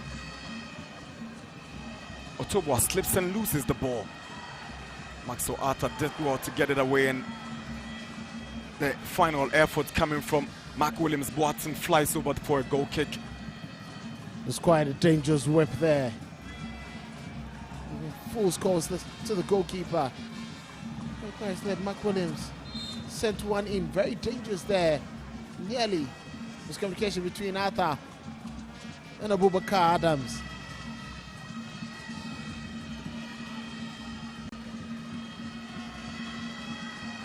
Beidou is up against Ayikwe. Anoche Beidou loses the ball. Nations trying to make inroads. Finally get a corner. It's quite some very good show of strength there from Ayikwe. They don't expect to win battles against Anoche Beidou that easily, causing lots of troubles for the captain of Aduana FC. And another set piece for them.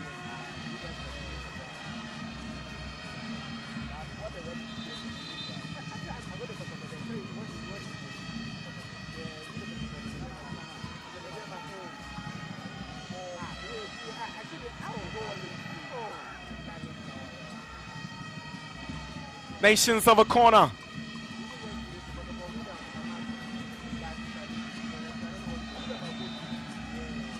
Kwamboache to take.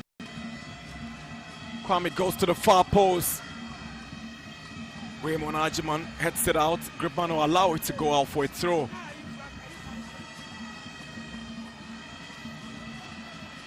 So this time around, very well dealt with Raymond Ajiman.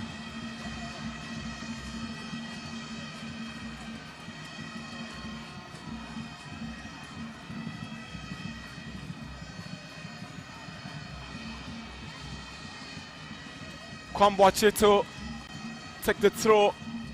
He's trying to get to Boche, but well defended by Awuni, and he cleverly wins the goal kick for Aduana. Well, he had to get onto his bike and attack, but at that moment, the best option was to try with the goal kick, so the team restarts play.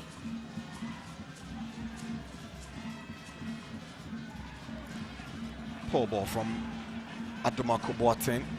I think that was too sharp there from Manuel Mafo. There was nothing he could have done once he had set on his bike. Wanted to get a touch to the ball to feed Awuni, who was close to him. But the pace at which he met the ball with sent it away.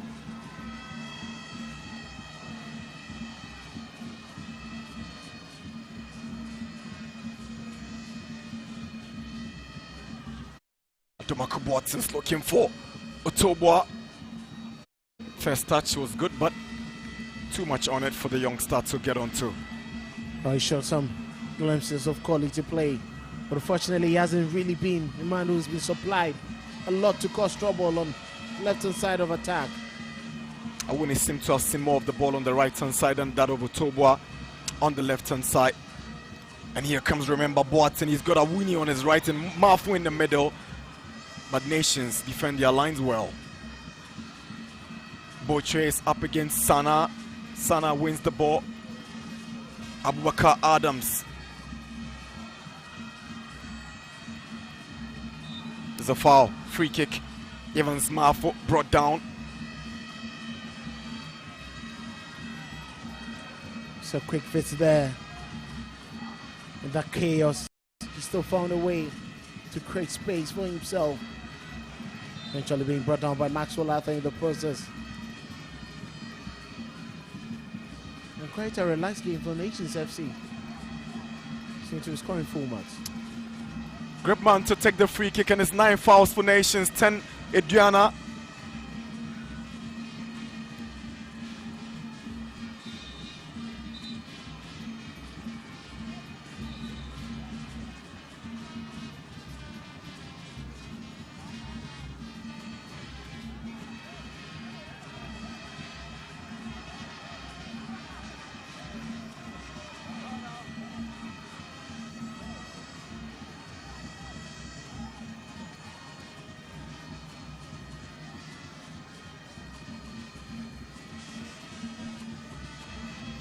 Here's Bedu looking for Marfo, but Gripman stands firm.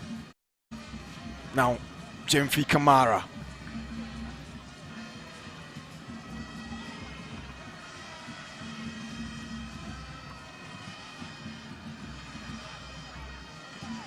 Ayikwe up against Anochi Bedu. Too rugged Anochi Bedu. Decision has gone against the Aduana captain.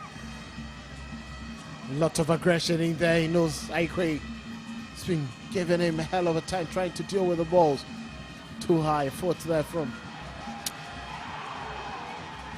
Adoma Kubuatin unable to get his tackle, but he does well to recover. That's some calmness from the defender.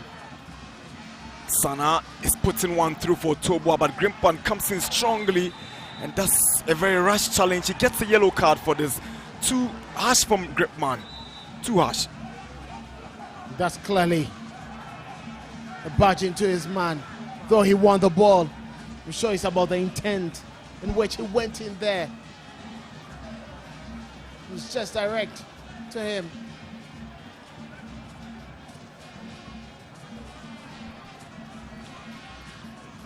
That is it there from the referee. It's quite an aggressive challenge coming in. Just went straight into his man. Direct to his head. You clearly see what was his hand doing up there. Otubua. But that was quite reckless from Gripman. One of the centre backs for Nations, Raymond Gripman, is on the yellow card. He's as physical and rugged as his twin brother who plays for Samatex. Similar styles. Roland Gripman, a Samatex to the twins. So, quite looks like Otua's passed the test for concussion, so he's free to continue the game, but I'm sure he'll feel some pain there, he'll feel it. It's a head injury, the referee couldn't take chances.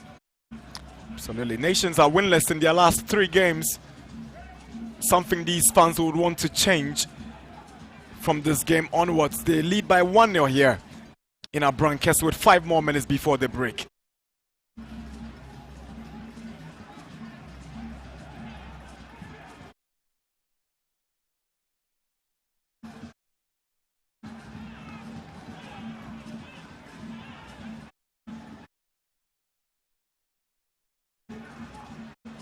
Aduana have a free kick, and referee for Stabashos ensuring that the ball is at the right spot where the foul was committed.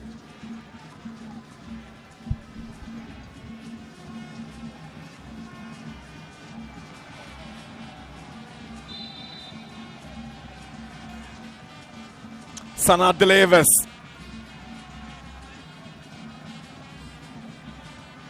And Chisapon picks out Boche. 4 minutes before the break, Nations lead Aduana 1-0. Ketsi, Joseph Epa's goal. As Aduana tried to get something from this game before the break, Nations hold on firm at the back. Holding on firm, Badawuni still causing problems. Great run. Quick, smart. Getting past Brandon Chisapon. He only had to pull him back. The Friki has been given a good position for Aduana to send the atonement forward. And Ochibedu Maxwell, Arthur, Jemfi Kamara in the situation. We're looking forward to a brilliant delivery from remembered Moko Boateng. Boateng delivers. Gripman makes the mistake. Mafu shoots, saved by Sanon.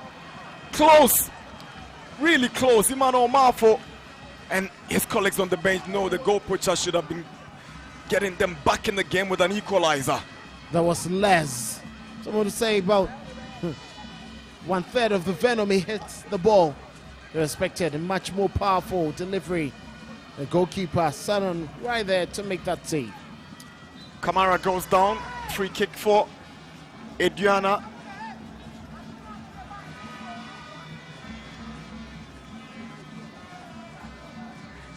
Possession is at par 50% each for these two sides here. So, very keenly contested fixture. It's been a ping-pong kind of game, but once again, look at that delivery. Beautifully sent in.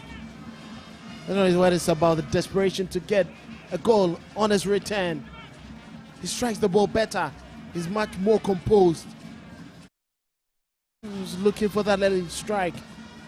Can understand Sanon making a complaint. His defenders, they just caught ball watching, failed to meet that ball in his flight.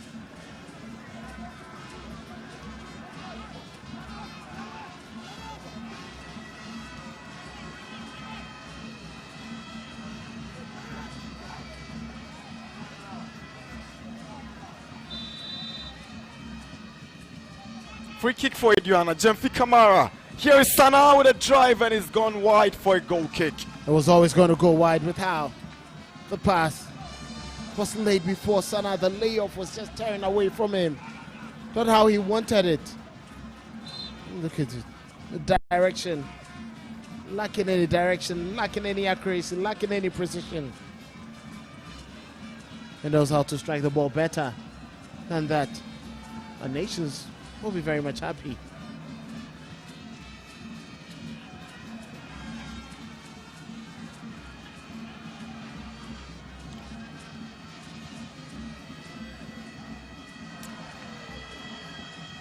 Raymond Ajiman had to be alert to get the ball away from Entry Sapon, who was lurking around that pass from Razak Simpson.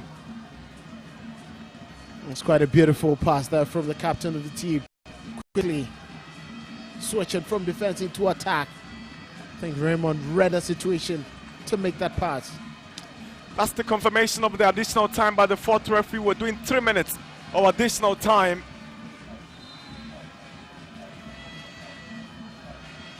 It's Boche to take the corner for the home side.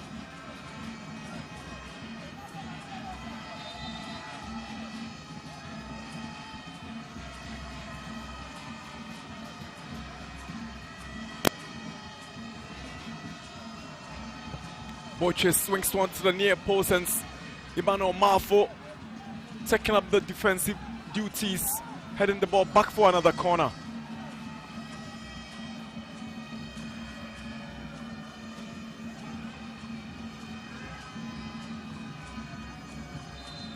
Again is Boche to take.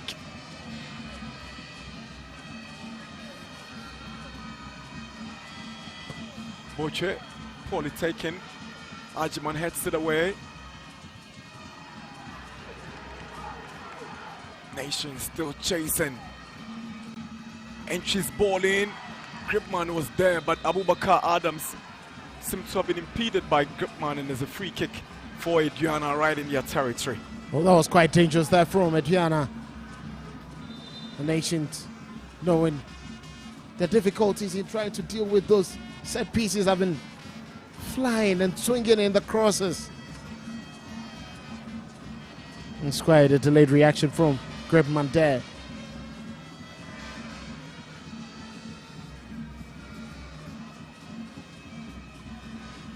Raymond Ajiman, Kwame Awuni, Mafo, Kamara, Otobwa. Simpson is there. Kwame Boacha allows Sanon to pick it up, and that was needless from Awuni. Goalkeeper had already made that space for himself to get the ball, and Awuni just bumping into him. No. It was quite a needless yellow card to take there from him, but look at that challenge. Awuni, he was quite late, and I think that was quite nasty from Awuni. He knows better.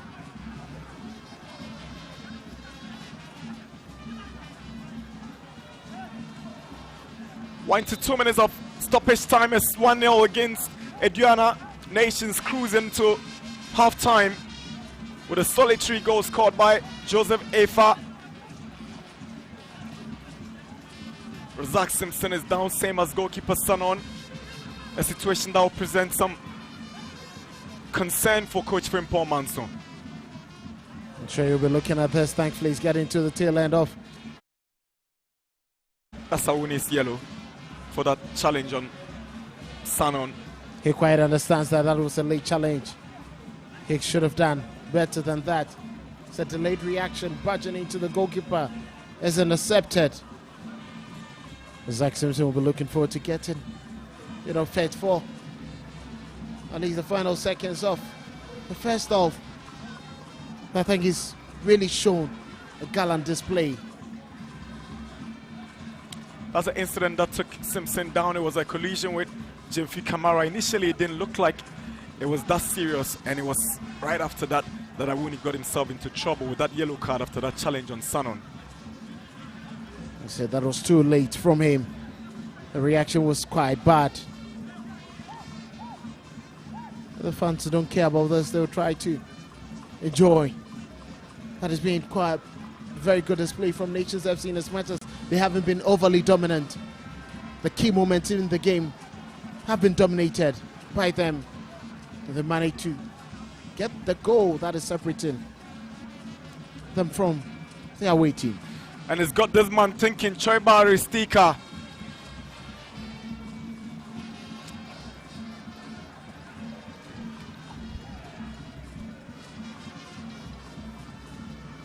Aduana, they still count themselves as title contenders regardless of Medeama's extended lead on the log after their win against Vision yesterday in Tema. Well, they understand. That's the build up to the goal. Lovely 10 by Boche. Good cross in, and Efa heads it. There was no movement whatsoever from Prince Osei. There was nothing he could have done about that. Remember, Aduana Kumbati was a bit late, but look at that swift turn. The turn and the delivery. They don't want to take any extra touch. And if I dignify that cross, a very beautiful header. Quite a beautiful goal. Well worked. Man of the moment, Joseph Efa. His goal separates Nations from Aduana in this afternoon's fixture here in Abrankese.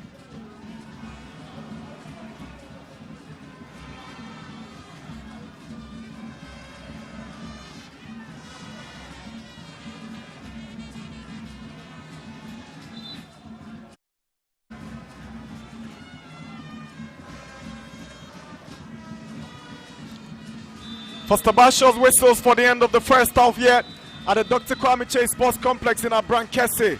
The home side Nations FC lead by 1-0 at halftime in their bid to return to winning ways, having gone winless in their last 3 games.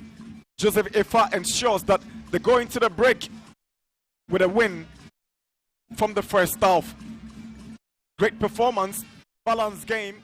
The last time we checked, they were both at 50% in terms of possession. But it's been an exciting fixture to witness here. Well, it's been an exciting first half, and that was a brilliant goal to separate the two teams. All right, so halftime at the Dr. Kwame Chase Sports Complex, and there was Joseph Efe's glancing header on the 20th minute mark to give Nations FC a narrow lead heading into recess. He's still watching the live coverage of the Ghana Premier League match day 19 encounter between Nations FC and then also Aduana Football Club. You're live on Max TV. My name is Joseph Kotoko. I'm still here in the studios of Max TV with Nanedu and then also Coach Vincent Abiu. Welcome back, gentlemen. Coach, quickly, your thoughts on the first half. You both predicted a stalemate at the end of the first 45. I think Nations FC had other plans, and Ifa getting them or putting them ahead before halftime. I think that was a brilliant move, that 10 and that swift cross.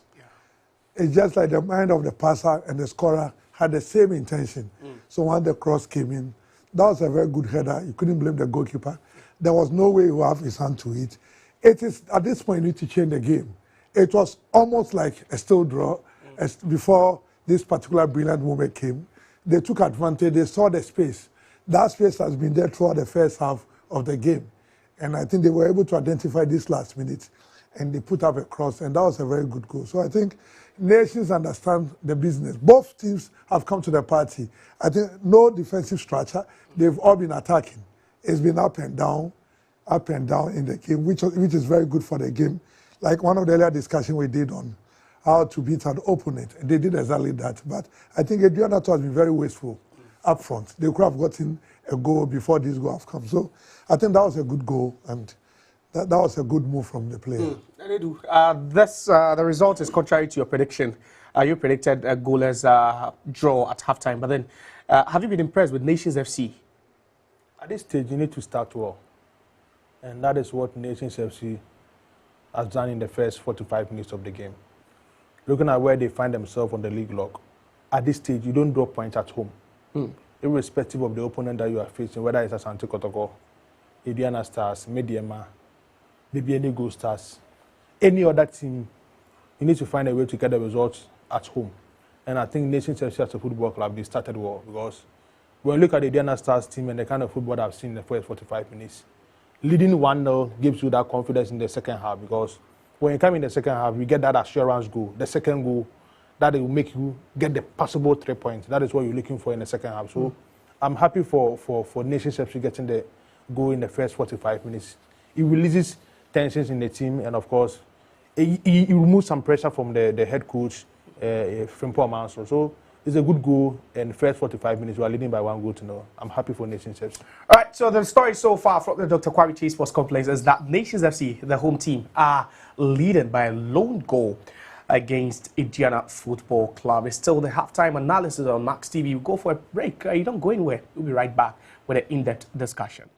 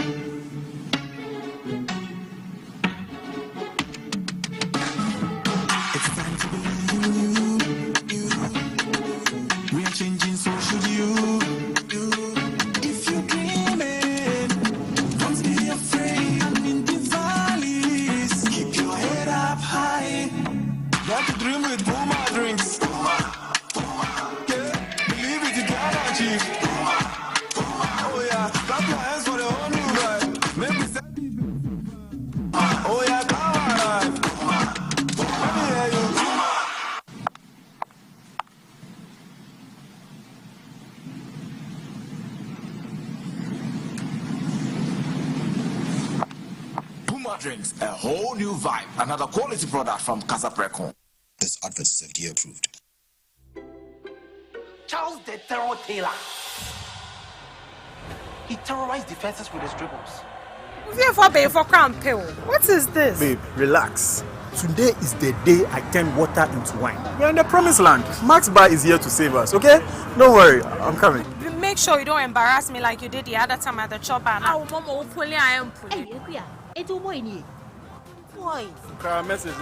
Welcome to Max Buy. You're welcome to Max Buy, Ghana's #1 electronic retail store with brands like Tecno, Itel, Infinix, iPhone, Oraimo, Edifier, and Synix. We have over 40 shops nationwide, a convenient payment plan, online shopping, and home delivery. How may I help you? You know, my queen deserves the best. Show me your top gadget here. That's the same thing you said at the shoe shop the other time. I ate Chaliwate. Jerry! Madam, don't worry. At Max Buy, we have everything for everyone in every budget. Babe, imagine our anniversary selfies with this Tecno Camon 30S. Everybody would think that we are Ghana's Jay-Z and Beyonce. Welcome to Max Buy. Power couple, papa. Power couple, our phone intimate power. Max Buy has flexible payment plans for us. Oh yes, you can pay in installments. Hey, Yakuya, and who said this is your? At Max Buy, we've got it all. Mobile phones, smart TVs, air conditioners, kettles, microwaves, blenders, and more. What's your payment plan? When are you going to start chasing me for it? Relax, Jerry. Max Buy makes it convenient for everybody. You can pay daily, weekly, or monthly. Just focus in making Madam happy. That's all. With over 40 shops nationwide, flexible payment plan, online shopping, and home delivery. Welcome to Max Buy.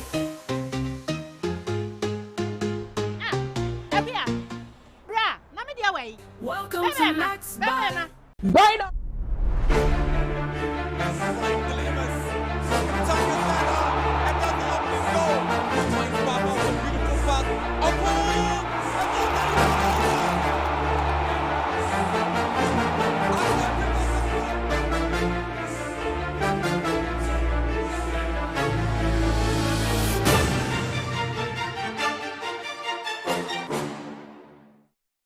welcome back. You're still watching Max TV, and it is the live coverage of the Ghana Premier League match day 19 game between Nations FC and then also Aduana FC. Nations FC have their noses in front on the 20th minute mark through Ifa, and it's been interesting. But then let's cross over to Abrankese, the Dr. Kwame Chase Sports Complex. Let's listen to the assistant coaches. With the assistant coach of Aduana, Maulom Lawrence. Your team is down by a goal to nil, but do you think you've played well in this first 45 minutes? Yes, we did a bit okay, but not that well. What I mean by not that well is when it comes to defending the set pieces, we were not that proactive, and that let them have the early goal because that was a free header. We should have do better than that. And the few chances that we also created, we did not utilize it, and we have to be more composure in the attacking third. Of course. Thanks very much. Lawrence Baulo is the assistant coach of Aduana FC, and he asserted that the goal they conceded was quite avoidable. I don't know what my panelists would have to say about that, but I'm still here with Nanedu and then also Coach Vincent Abiu. Nanedu, let me quickly come to you. You heard from the assistant coach of Aduana FC lamented that that goal was avoidable. You think so? You know, the strength of this Aduana Stars team is their defense. So when they concede a goal like this, I'm sure there's a reason why the coach is complaining about that particular situation. But it's part of the game.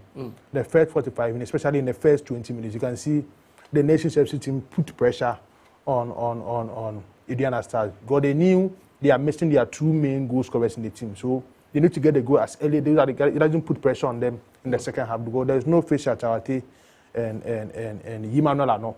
So the earlier you get your goal, the earlier easy pressure from the team. So it's very important goal for Nations. But the Aduana Stars thought, per their defense, the experience player they have, they should have avoided that particular goal. Interesting. Coach, but we've spoken about that goal of the camera. And you spoke about how exquisite, and wonderful the build-up was. But which one was more difficult to execute? Was it the pass or the finishing itself? I think the pass. The pass. The finishing was, if the pass is not right, the finishing will be difficult. Okay. Because you need to take a particular flight, the speed of the ball and the height of the ball. So once the height of the ball is good, once you nod it very, you get it into the pool. And like the position of the particular player who crossed the ball was very important. So the accuracy of the cross was very important. So the pass is always important. The goal will be seen. That's why most teams, coaches will go back and look at the assist, because the assist will actually give you the goal. But the end product is the goal. That is what everybody sees. But in good video analysis, you start looking for how the goal was built up. So I think the cross was good and the header was good. You can see from the assistant coach the point is coming from. It was a loose ball. Okay. They allow the player to see their goal pole. You don't allow your opponents to see your goalkeeper. Once you do that, it means you've exposed your pole. Because the pole is wide. It's 24 by 8. And as huge frame as you are, you don't cover more than 2 meters in the goal pole. So you must always protect the goal pole. And they gave that particular opportunity, and he headed that ball into the pole. So it was, you blame the two center backs. They didn't position themselves very well. Watch them. He went in between them. But what I realized was the 10 was stripped. Very, very stripped. Very stripped. So it changed the shape of the team. Yeah. Who are you blaming for this? It's a wonderful goal by every standard. But then at this point, if you are the head coach, who are you pointing your finger at? Is it the two central defenders or the right back, Aduana Boateng, who failed to deal with that initial threat? I think, it's all about the defensive organization. Personally, I think if the right back make a mistake, the central defenders need to speak among themselves to avoid situations like this. So I think I would blame the two center backs instead of the right back. You blame the two centre backs. But then there's also been questions about offside. And I don't know if it was, but you think he was onside, in a build-up? I didn't see any offside. For what I've seen so far, I don't see anything offside about it. Because I think the position of the player was even naturally onside already and came in the middle and headed the ball. From there, he was just, the whole thing was too swift. Within a split second, they've taken the decision already. I think he knew the cross was going to come. So it tells you it has been maybe a training pattern. All right, so that's from a good angle, and just look at that, the player over there. Still. And you could see perfectly, coach. So who is Boateng marking? The captain of the side. and look at the movement of Would you say that was loose marking on the part of Medeama? Yes. That is where I was coming from. So Boachi was free in the central defense area. Look at the movement of the main center forward of Nations FC. He got command over the other defender. So the mistake was from the captain. Wow. You need to make sure you view the movement of that striker when he's coming to the 18-yard box. That is a key aspect of the game. But coach, now it's KG, like we said, we knew there was a lot at stake, especially involving these two teams and their positions and what they are hoping to achieve at the end of the season. But, have you been impressed with the mindset of especially Aduana that would have wanted to close in on Medeama Sporting Club? Yes, I think prior to the game, that's why it was difficult for it to just analyze the game straightforward and put the home team ahead. I think their mindset away has been good. Like watching this game, a typical Ghanaian game those days would be like defending, playing the ball outside, lying on the turf. But they seems to be attacking throughout the game, thinking of getting a goal. And there were few shots there were few shots on board, which they were not able to score. So, but I still believe that the mindset is different. They are not going to give up. Rather, they are going to come at Nations. Okay. They know they're already down. So this is where you apply. He that is down, fear no fall. They are going to come run at Nations very well and make sure they get an equalizer. But at the same time, if you're not proactive, it opens your back for another goal to be considered. So this is where they need to be mindful. And the line Anedu was talking about, I think they've committed such errors more than 3 in this particular game. And one has resulted in a goal. So it means if you stretch their defense, they go out of shape. That is Aduana.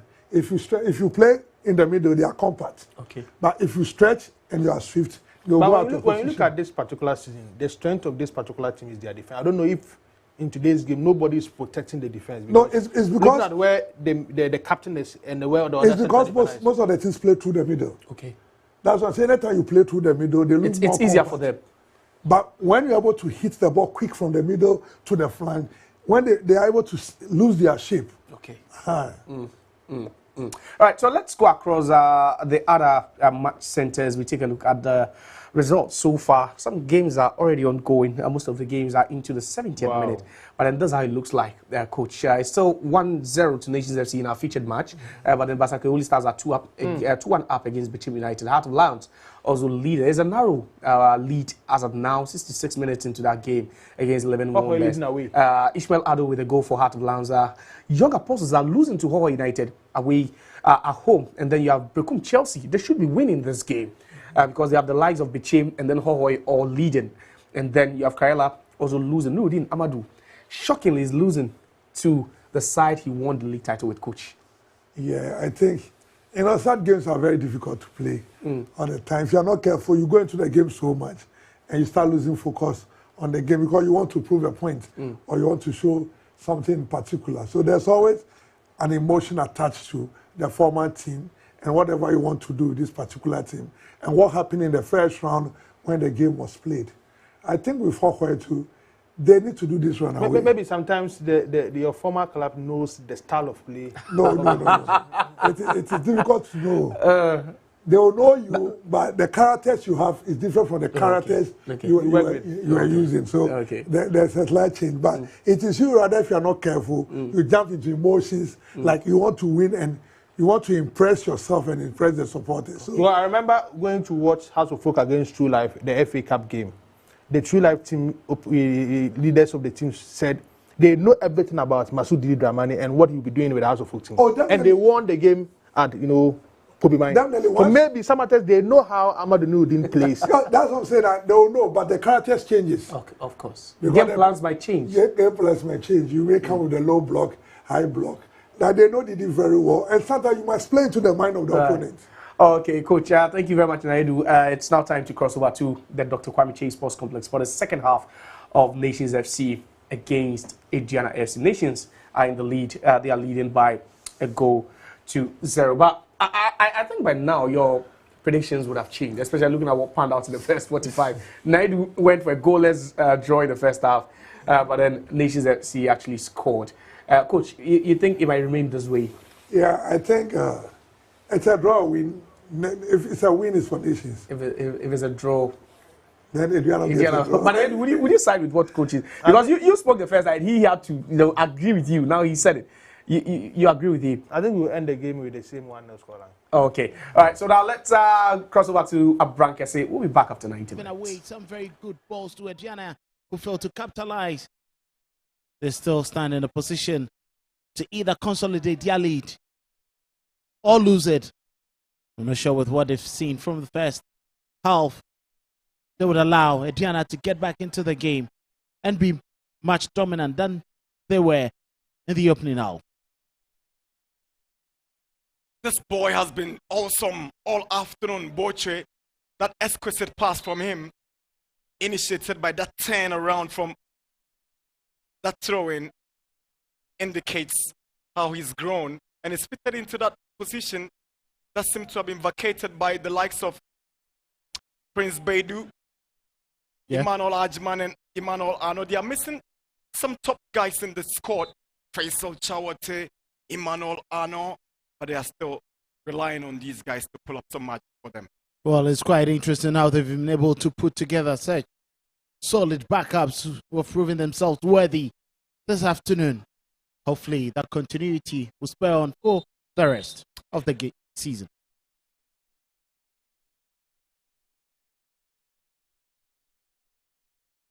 Butcher gets us going for second half action. Here is Razak Simpson. Launches a long ball in, met by Adoma Kubuaten. Now Winnie wins the first foul of the second half. Raymond Aj.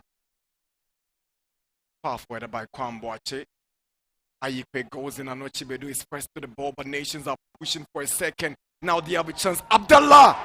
And he shoots over the bar. Just quite a very sweet build up there from Nations Football. Number one, take a look at that pass. Brilliant take from Abdallah. Expecting him to acquire that ball. Decided to go for the hit. It was always going to rise without the right body balance.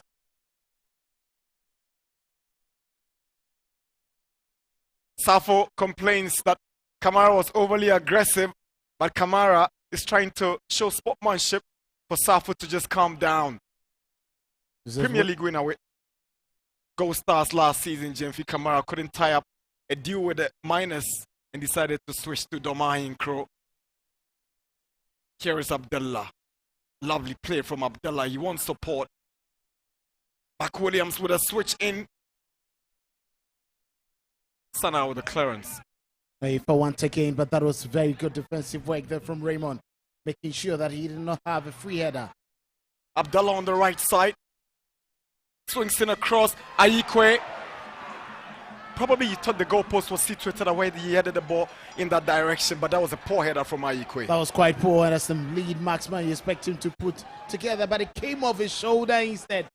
You clearly see it was late to that, not the very best of connection. It's where the lazy approach in meeting the ball.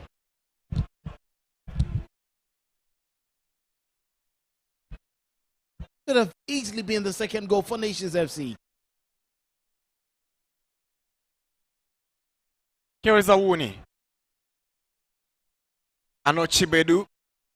Mafo. Now Boche takes possession for Nations. Allows Safo to take over. Here is Safo. Switches to the left-hand side. Now the flag is up against Sapon entry. Well, clearly that was too quick a move from him. Could have actually delayed, or the pass could have been much earlier. Nations seem to be going in confident every single minute. Clearly Brandon was offside from that move. Here is Seydou Sana. Jemfi Kamara. To Sana, but Gripman steps up. He's come up high, but also a foot up by Jemfi Kamara, and he goes straight into the face of Gripman. So that was quite a very nasty decision there from Jemfi Kamara, going in with the high foot. As much as there would have been minimal contact with Gripman. That's quite malicious from Kamara. He knew he wasn't going to get to that, because there wasn't any touch to Gripman's face. quite late there, right under his armpit. It's just made a lot out of that. You could see the smiles on the face of referee. Bachos wasn't ready to dish out a yellow card. Simpson's free kick. Ayiko is lurking, but Prince Osei is first to the ball.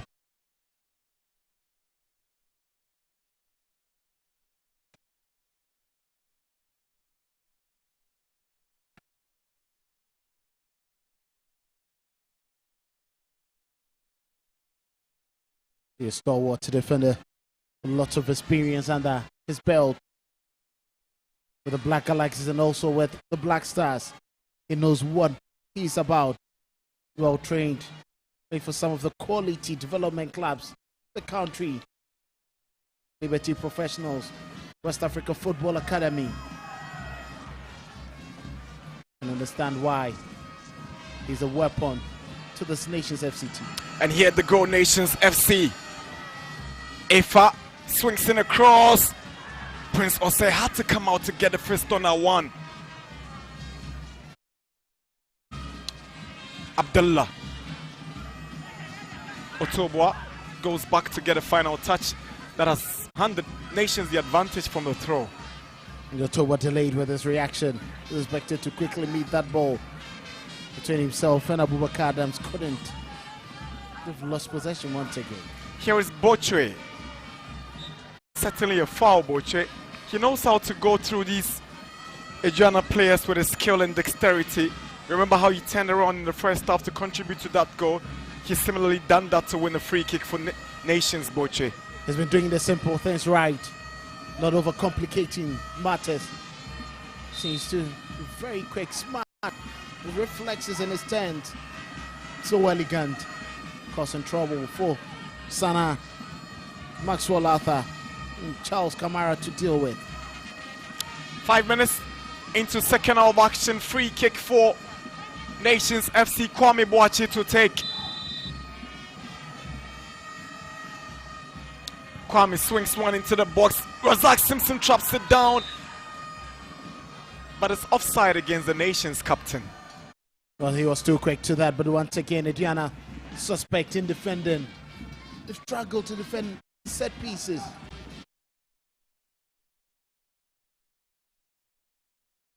Here's Mafu. Puts one through looking for Awuni. And Awuni has got so much space in front of him. He sends it on early cross and met by head of Gripman, throwing Aduana. Gripman was expecting that. Once Awuni was set on his back by Mafu, he knew exactly where the cross was coming. Could have expected a better delivery from Awuni. Good play from Mafu. Now Awuni. Chance for Aduana. Awuni. Mafu. Awkward shot from Mafu, usually better than this, Mafu. He's blowing virtually everything away. He's been given some of the best opportunities. Look at Awuni. Leaving it down on a plate for him. Could have expected a better hit. And Mafu once again, for the outside of his boot, was always going to go wide. If you want to score, you need to work the goalkeeper. Bedu clears it with his right foot. One of those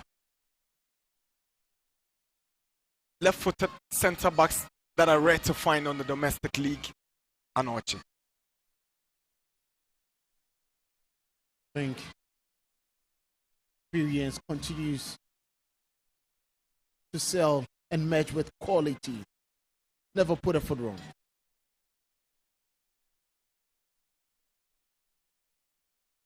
You can understand, Mano Mafo might be a bit rusty. His decision making has become slow and it delays. So it's quite a quick interplay between the Aduana midfield, laying the ball, waiting for a return. Here is Mafu. Now Seydou Sana.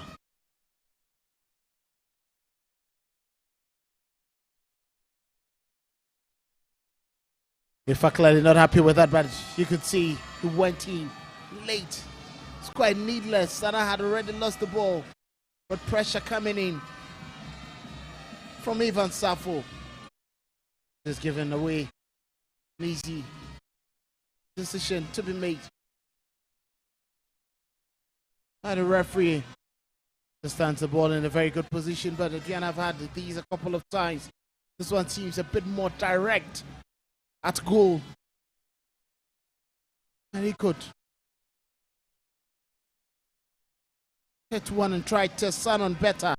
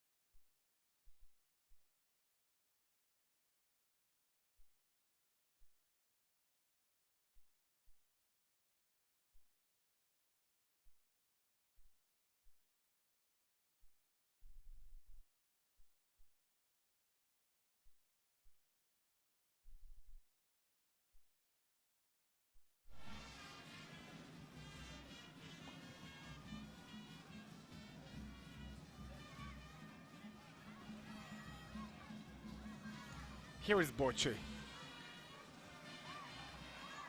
Now twisting and turning and enjoying his game around Sana. He's been the brightest spot in this nation's FC setup in the opening 58 minutes. Boche, there he goes again. Good ball to Safo. Safo turns around brilliantly and finds Ifa. Ifa switches to the left, and here is Brandon Entry Sarpon tries to go around. Remember, Boatem, lovely skill. He gets in a cutback. Here is Ayikwe. Nations can get a second, but the effort from A5 is poor. It's gone out for a goal kick. Could have expected a better hit there from A5. Look at that pass. Ayikwe quickly trapped it. He knew he wasn't going to get any proper hit. Let it off too. A5, and I think you expected something better from him, at least to work the goalkeeper.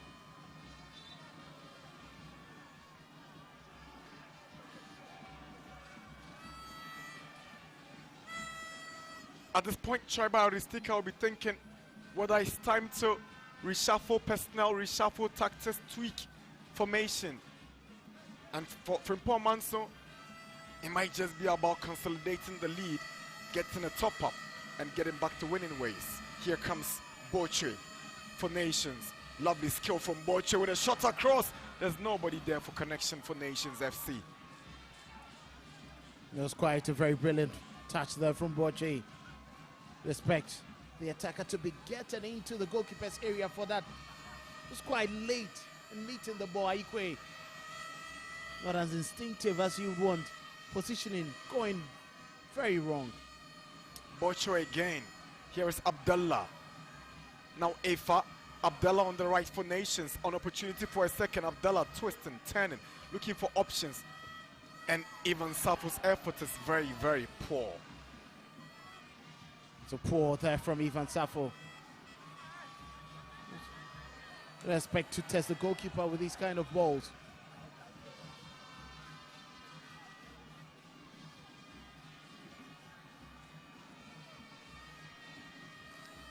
Remember, Boateng with the throw. Boateng was part of that Black St. Lights team under Desmond Ofer that won the gold in the African Games some 2 years ago. Expected to move to Europe. It surprised a lot of people. He stepped up for Aduana after failing to land a move in Europe. Remember, Boateng. Butcher seems to be enjoying the game, and you are thinking that Foster Barcios will allow play to continue instead of halting it. Well, he's having a lovely day. He's having a very good time. He's a very chance for Nations. Here is A5 again, but this time he gets it totally wrong with that improvisation to get the volley on. So quite an awkward bounce just before he met the ball. He was looking for that perfect body balance to make the right connection and precision at goal. But it always doesn't come easy as expected.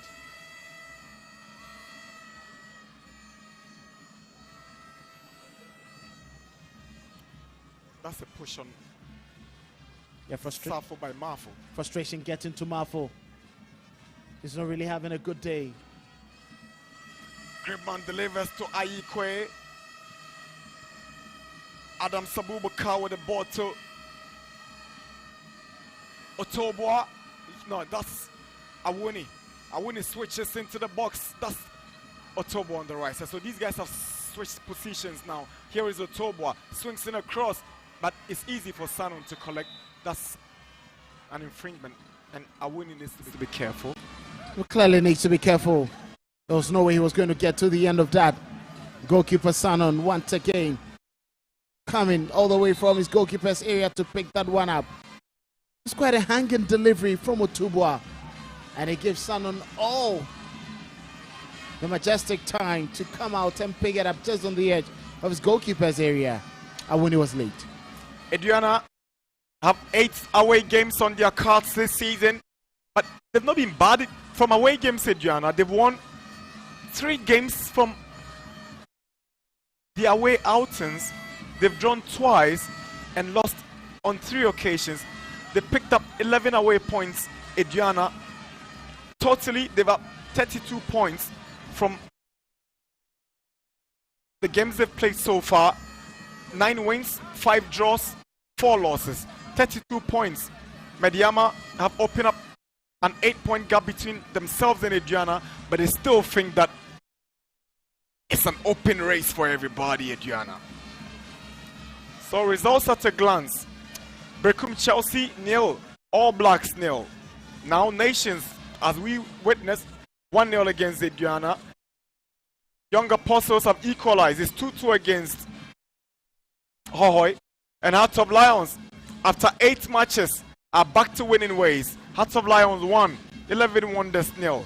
Basikioli Stars have beaten Bechem United by 2-0. And guess what?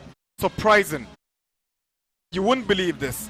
Samatex are leading by 1-0 against Karela. And it's against their former coach. Because Karela pulled up a drawn game against Samatex in their previous game. And Samatex, I'm sure, must have prepared very well for this contest. It's quite been interesting now.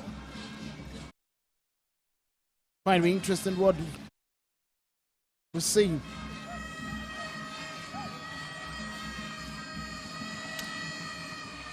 Ayikwe will make way for Alex Asso. Asso is a Premier League winner from Gold Stars, having played for Inter Allies and Legon Cities. Alex Asso steps in for Nations FC. In his debut season, Alex Asso expected to add some firepower in the upfront of Nations. He's not the kind of striker who will give you goals, but his energy levels, his ability and willingness to, trouble defenders has been his asset. While his work ethics are creditable, there's a guy who works so hard.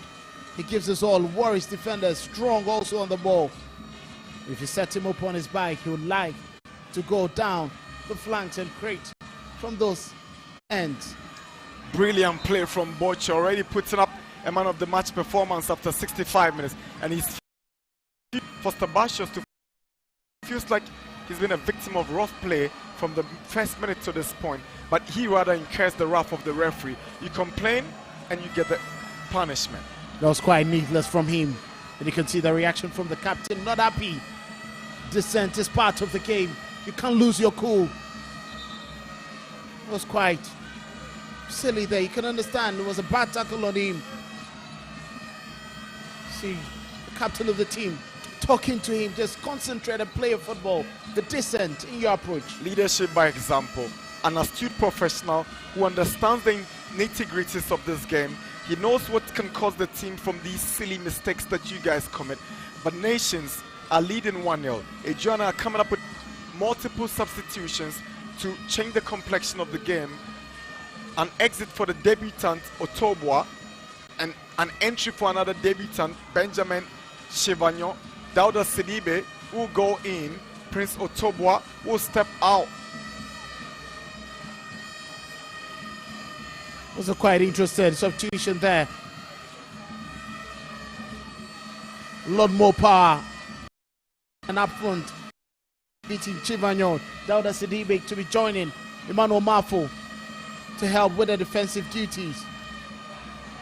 Jemfi Kamara also makes way for Salim Bafada. That's clearly a lot more creativity in midfield. Boche,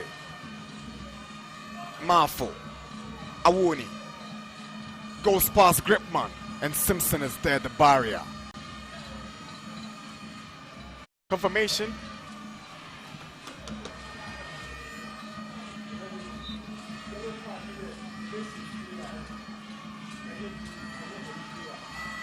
Hey, Adrian.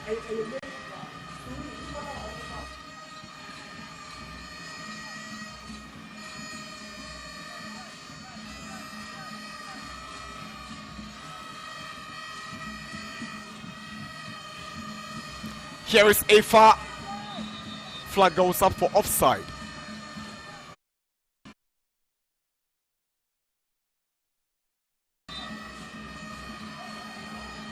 I think that was quite a delayed reaction there from Ifa.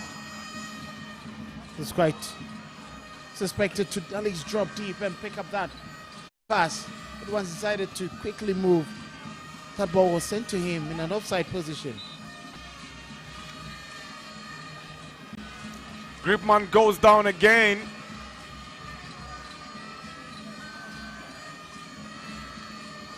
Malfoy is surprised. Gripman might just be dramatizing, and he's trying to pick him up. So let's see how it happened. How did Gripman go down? Not too much in that one. I think that was a fair challenge. It was a fair challenge. It was quite a fair challenge.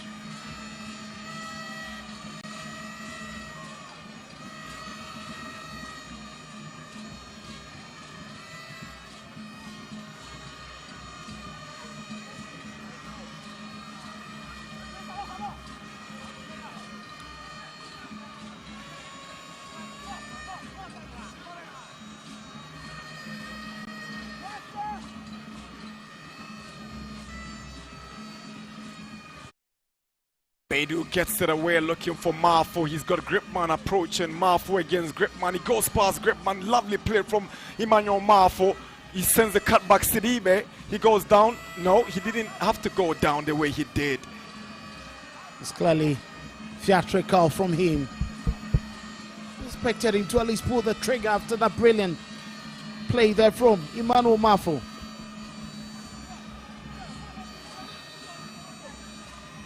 Nice time for Aduana to come up with a substitution. Emmanuel Marfo make way for Mizak. A free year. Another goal poacher who is yet to really live up to the hype that characterized his arrival in the top flight during his days at Brecum Chelsea. He's one good player, but he's not really lived up to it. Marfo off for Mizak, a free year. Well, he's a tormentor. He's quick. He's fast. He's skillful as well. He finds himself in pockets of spaces. And it's another water break, the final water break before the end of the game. Nations will take the opportunity to hand first aid treatment to Raymond Oko Gripman, who has gone down after a collision. I think he seemed to have come before us after that. Aerial tussle with Emmanuel Marfo landed a bit awkwardly. You couldn't blame Marfo for the challenge, but Gripman stalwart there. Hopefully he would have some time to cool off. Treatment being offered him. The Chobari sticker calling for a lot more aggression, a lot more intent, a lot more energy. You can see Frimpong also taking the time to quickly feed some info to his man. This just made one alteration to his team, but 4 substitutions and changes to the Aduana FC team open. They would have much more energy and finish the game better and trying to look for the equalizer and a point away from home. So some full-time scores from match day 19 across the various centers. Samatex have gone to defy the odds in Tamale to beat Karela at the Aliu Mahama Stadium by 1-0, and Holy Stars have more pressure on Bechem United. They've beaten them 2-1, and Hearts of Lions, after 8 winless run in the Premier League, they are back to winning ways after beating the bottom side. It's been interesting results there.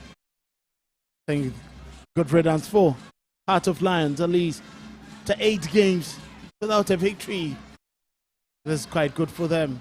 At least give them some hope of continuing the season and finishing on a high after the 10.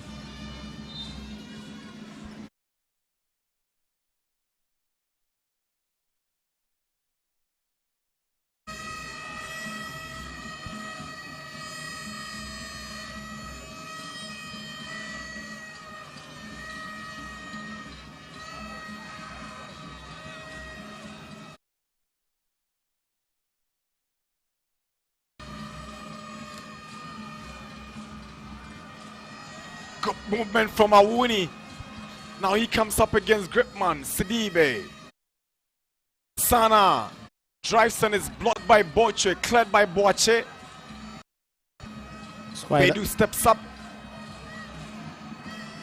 That extra touch there from Sana, giving him less time to strike the ball and an opportunity for a block there from Nations Football Club. Expected him to be very smart in trying to deal with it. Substitution for Nations FC. They are bringing in Frederick Nzole. And they are pulling out Mashoud Abdallah. I think he's done his best. He's been working hard down the right-hand side of attack and midfield. It's more like tired legs, being substituted for tired legs. The last couple of minutes hasn't really been active the same way he started the game. Hopefully Nzole can replicate what he's offered the team.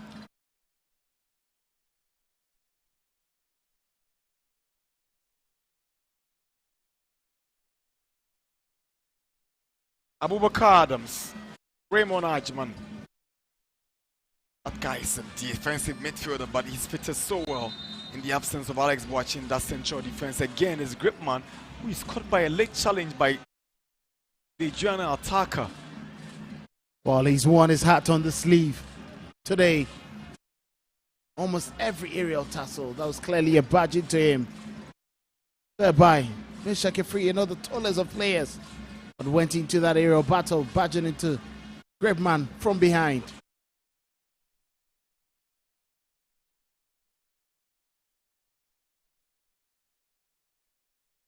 A little over a quarter of an hour mark to go. Aduana still chasing the game here at the Dr. Kwame Chase Sports Complex in Abrankese.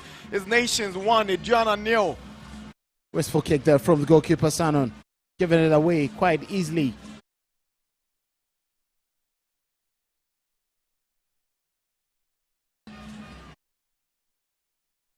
Afa Nzole. Here is Afa. Asso was in the middle. Referee whistles. Free kick. He reaches his pocket. It's a yellow card. Obvious. No questions about that. It's a yellow card to Aduana's newly introduced attacker, Salim Bafada. That was clearly a yellow card. Tactical foul there. Just a left a leg and an arm on Afa. It was best than trying to get into the penalty area. So say once you stretch your arm and touch your opponent, could have very little. Very little for the referee to decide on. So yellow card, good free kick, good position for Nations Football Club. They've been overly dominant when it comes to the set pieces. And they would want to work this one out and try to see if they can consolidate their lead. Free kick for the home side, an opportunity to create and double their lead. There's Boche, and there's Safo.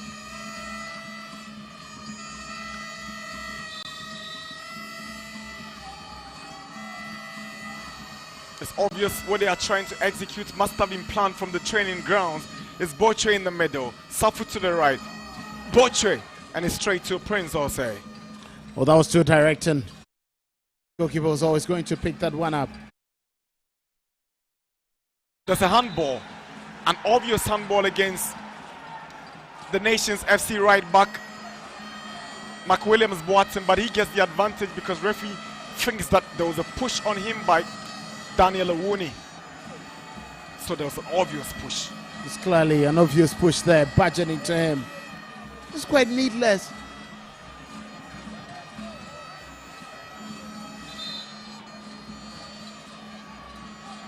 Quite needless for him to get into that tackle.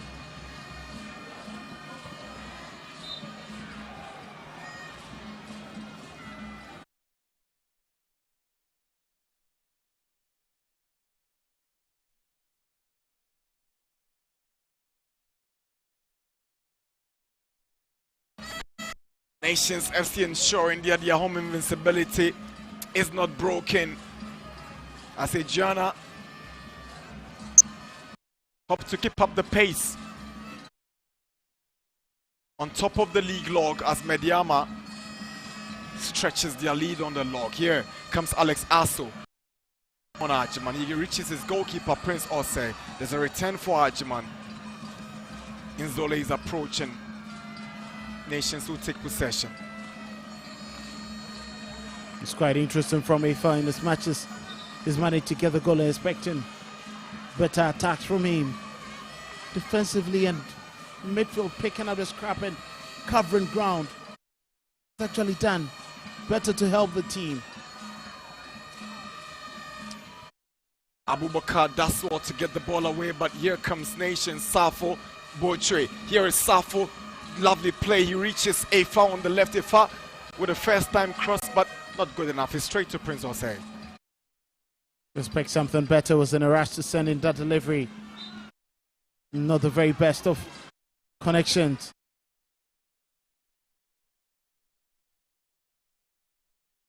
Butcher needs to be careful. He's already on a yellow card. He must be.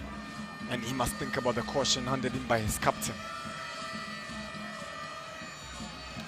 Remember Boateng.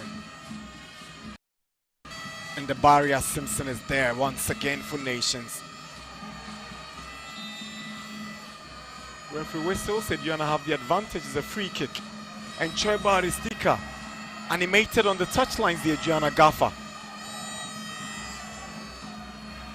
It was quite a reaction.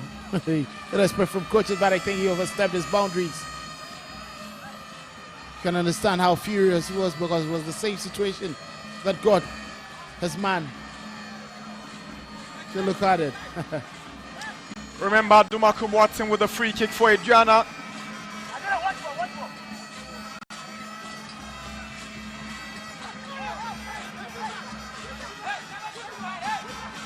Assistant referee has spotted something.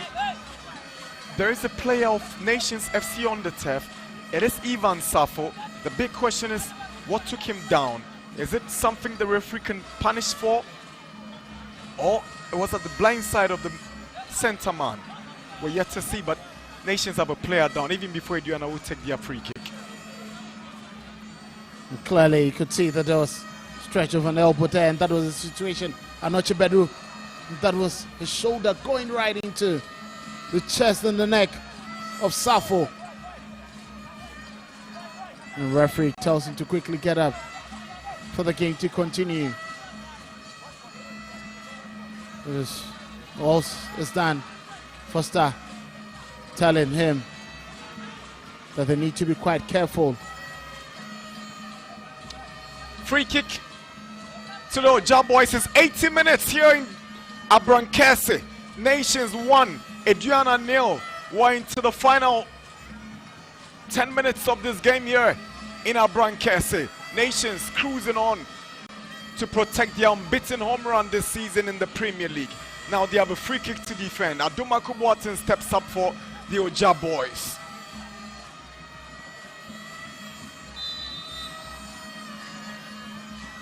Remember Boateng bends one in, away by Simpson.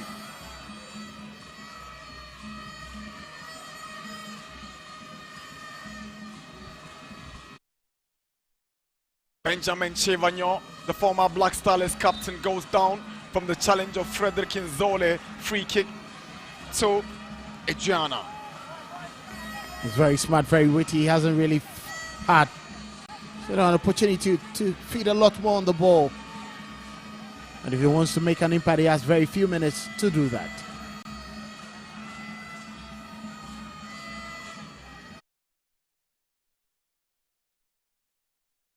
Remember Boateng to take the free kick for Aduana. He swings one and Butcher heads it out. Further away by Brandon Asso. Nzole. Chevagnon does what to retrieve and find Raymond Arjiman. Nzole will take it over for Nations. But Foster Bashos whistles and Aduana will get the advantage. And clearly that was a hold there on Dauda. The right call from the referee.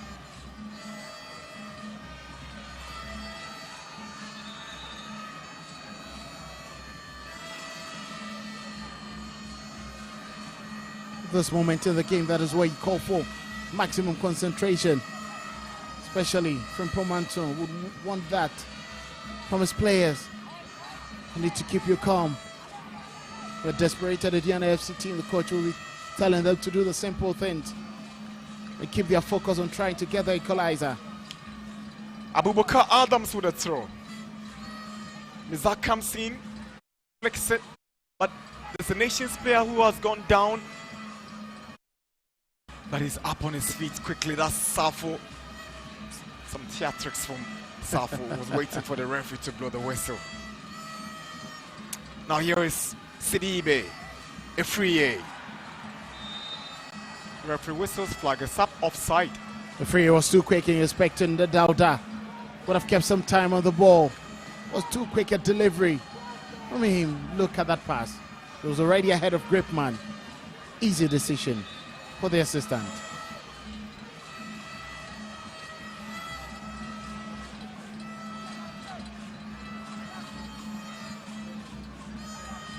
Substitution for Aduana. Experienced Sam Adams will go in for Daniel Kwame Awuni, and what a debut he's had. He's not really impacted in terms of goal scoring, but he's shown the quality he possesses. Reason Aduana brought him on board for the quest to win the Premier League in the second round. The changes has brought Raymond Ajiman and Sam Adams. Looks like he's going to play on the right-hand side of defense, and Adumako has moved to the left-hand side of the attack for Aduana. Inzole. On to Boche. Now Boche is a free ranger. He's moving everywhere on the pitch. Ose is quick to come out and get the ball.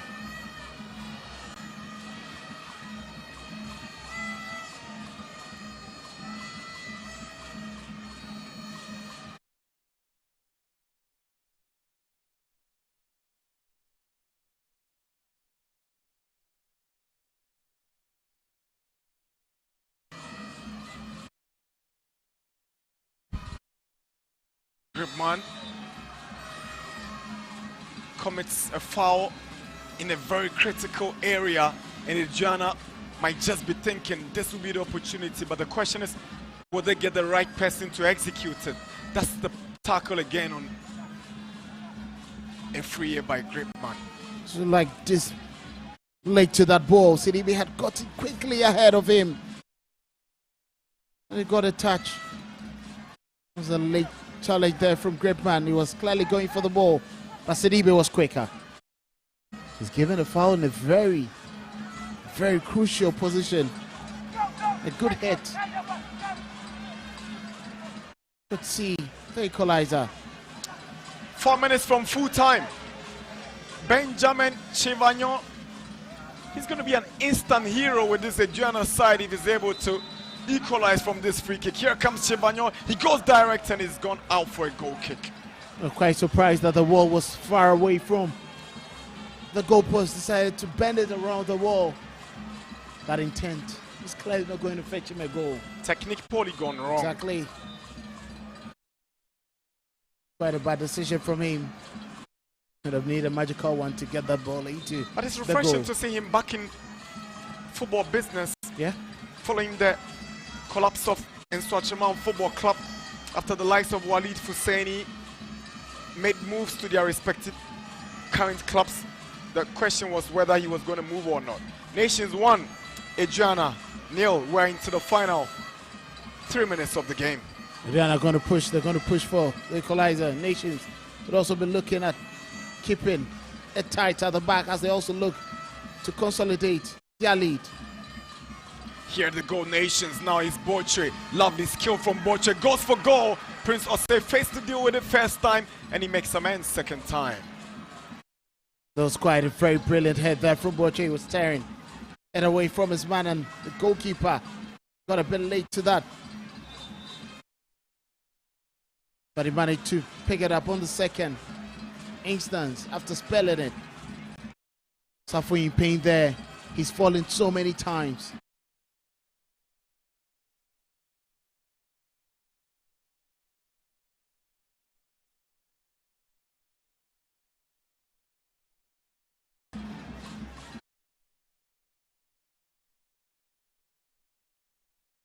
Anoche Bedu's delivery. Headed away by Nzole. Razako get it away for Nations. They are speculations Razak Simpson could be playing his final game for Nations because he's been linked with a team in Finland.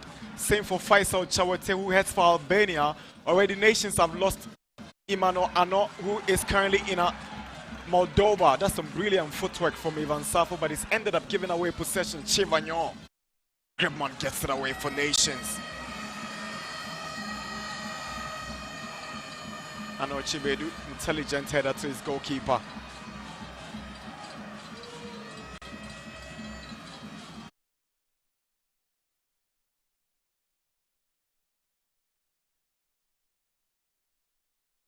Seydou Sana, audacious but unproductive.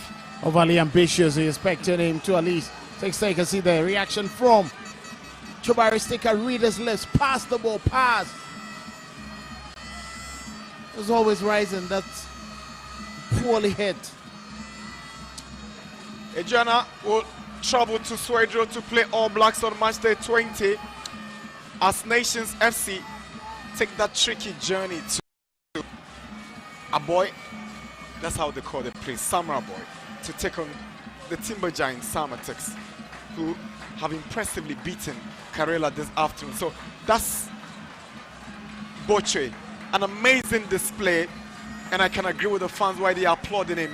He's been awesome, an astute professional who decided to bid this time when he wasn't getting enough playing opportunities under Kasimo Kansimengo, but it's come really good for them this season. Although they are not performing well, his game is spot on. He goes off for Sweeney as Boyne comes in for Brandon Saponenchi.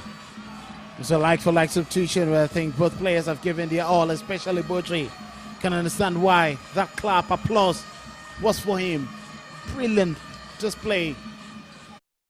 He's given them everything. Everything. It's 90 minutes in Abrankese. Nations FC 1, Aduana 0. We're into stoppage time now, waiting for indication of how many minutes will be placed on.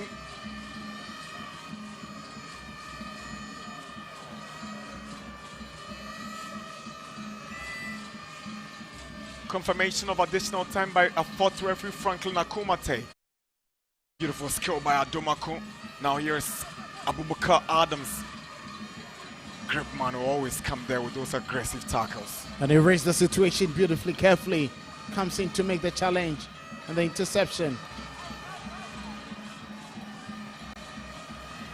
Raymond Ajiman beaten to it by Asso. Referee says game on. Bafada. Looking for Mizak, but Razak is there. Here is Safo. Sam Adams takes possession for Aduana. Now Chevagnon onto the part of Adams. Can he send a decent cross? Yes, he does. And Mizak with the volley blocked by Simpson. And Sana has blasted wide for a goal kick. And once again, he's quickly looking for the equalizer. A bit of desperation from him. Seydou Sana.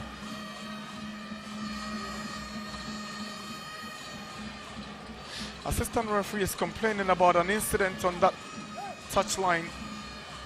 Looks like the fans trying to be stubborn at least. They've been calm all game, but why now? Once again, experience Sam Adams, that cut back. Who's that acrobatic hit there from Mechake Free? Very good offensive work there from Razak Simpson, but Sana once again is looking for the spectacular, but he hasn't been successful. I'm sure this guy will be playing the Ghana Premier League with a lot of mixed feelings and emotions following the demise of one of his friends who had come to the Babayara Stadium to support him in that drawn game against Kotoko and eventually got an accident and passed on. He will have that still in his memories and will be hoping that, can I take Aduana to the title and give my friend a befitting rest? That was quite an unfortunate situation. So I'm sure he would want to win the Ghana Premier League title. It's a perfect tribute.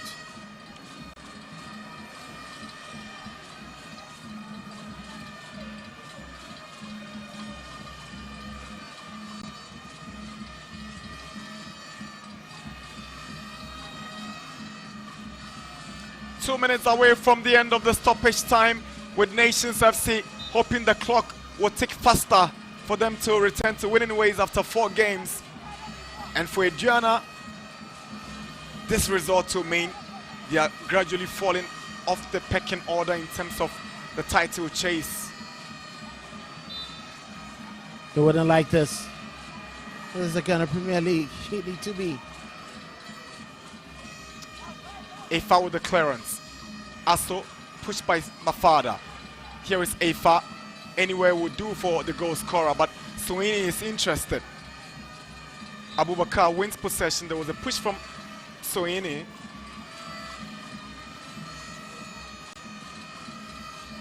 Quite a bad challenge from him with his elbow right onto the back. Anochibedu.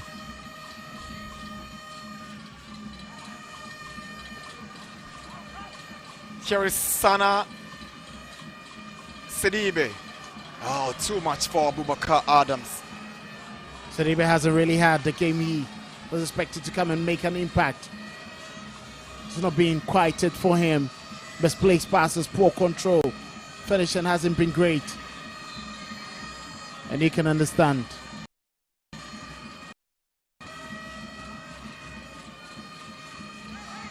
We're into the final seconds of this game. Here is Raymond Ajiman. Final launch for Aduana. Razak Simpson clears. Safo. Kwame Boache will take it further away into the Aduana territory. Anywhere will do now. Anywhere will do, bro. Ajiman stopped by Afa. Adams. Free kick Nations. He's really put in a wonderful performance today. And he deserves to be the man of the match. Exactly, his hold-up play has been brilliant. His touches have been perfect. And his goal as the determinant of the 3-point going to Nations. Nations almost back to winning ways.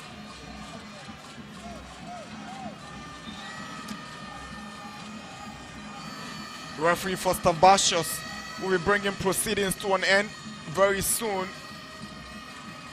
Nations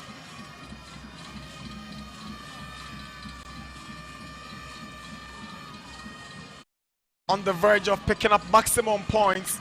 Simpson, Boache,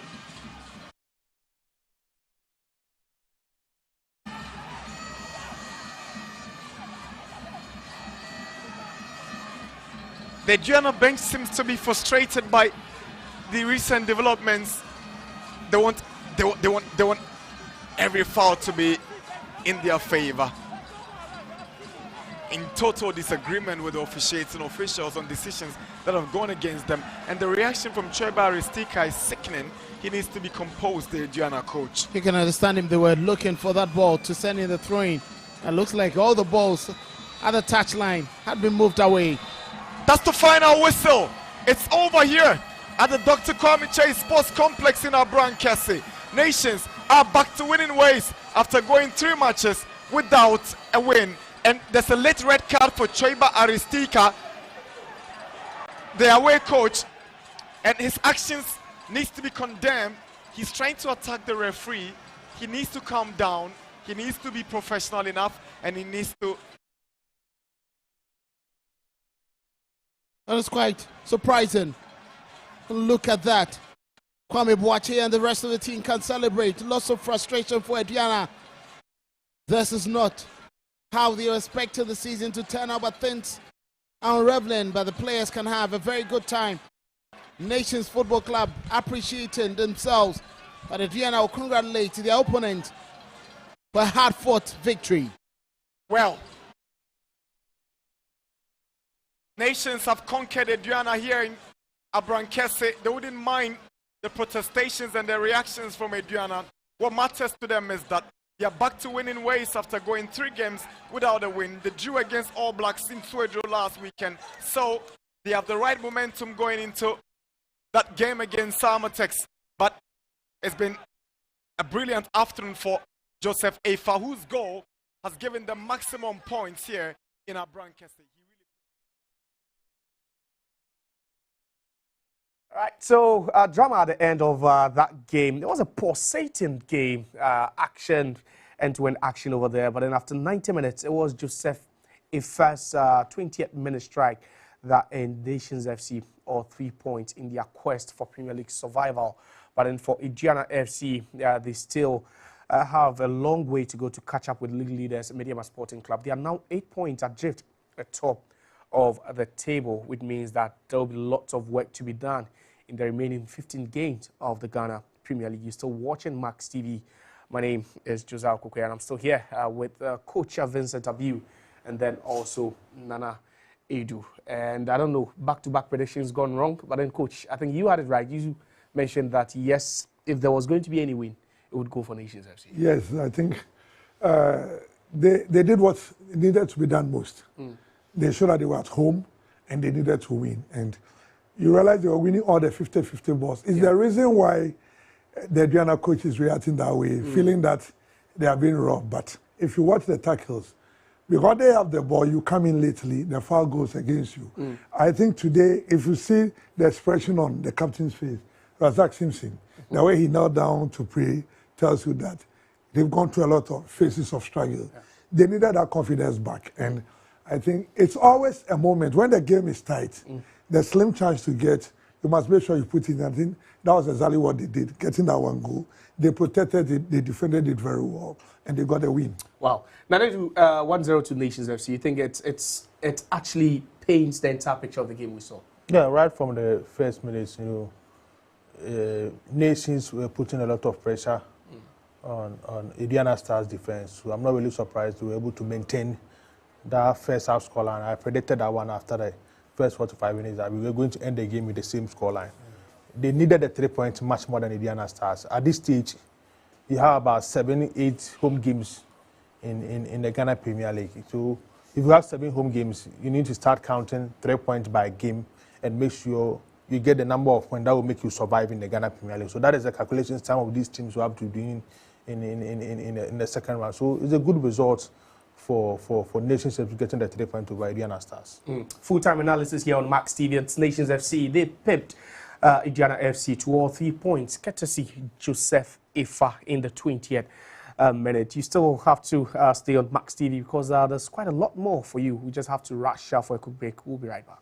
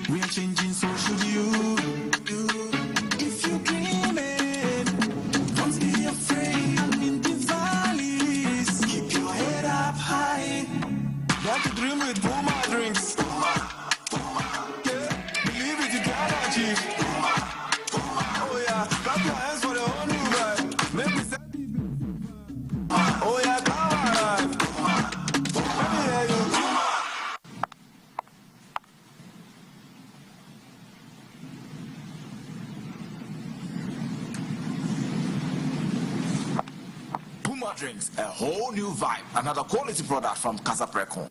This advert is FDA approved. I want to watch them out. Even watches Ghana football these days. Do you know Charles Taylor? The president. Charles the Terror Taylor. He terrorized defenses with his dribbles. Who know Don Bote?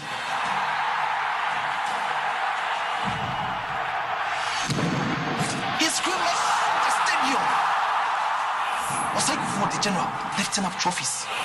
Stephen Odo was orchestrating the game. The legends of yesterday, they have paved way for the heroes of today. Do you know the Ghana Premier League? No, Dad. It's our game. It's our pride. And you watch it now live every weekend from now on. Catch the Ghana Premier League live this and every weekend.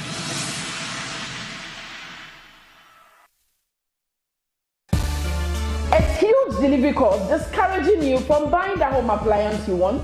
Or are you frustrated by the late pay delivery? Worry no more. The unprecedented deal from MaxBuy is here. Buy your TV, AC, refrigerators, washing machine, and have it delivered within 24 hours at zero cost. Yes, you heard it right. 24 hours free delivery and installation within Accra and Tema at the comfort of your home. For clarification on this offer, call us on 0544 019 552. You can also order on our website www.maxbuy.com.gh. We all play differently. Some live for the thrill, some play chill. But it's the emotions that unite us. Bets for everyone. Reveal yourself. 1xBet. Welcome to MaxBuy. Babe, me sending messages. Hey Jerry, this is your phone. Who you ever pay for cramp pill? What is this? Babe, relax. Today is the day I turn water into.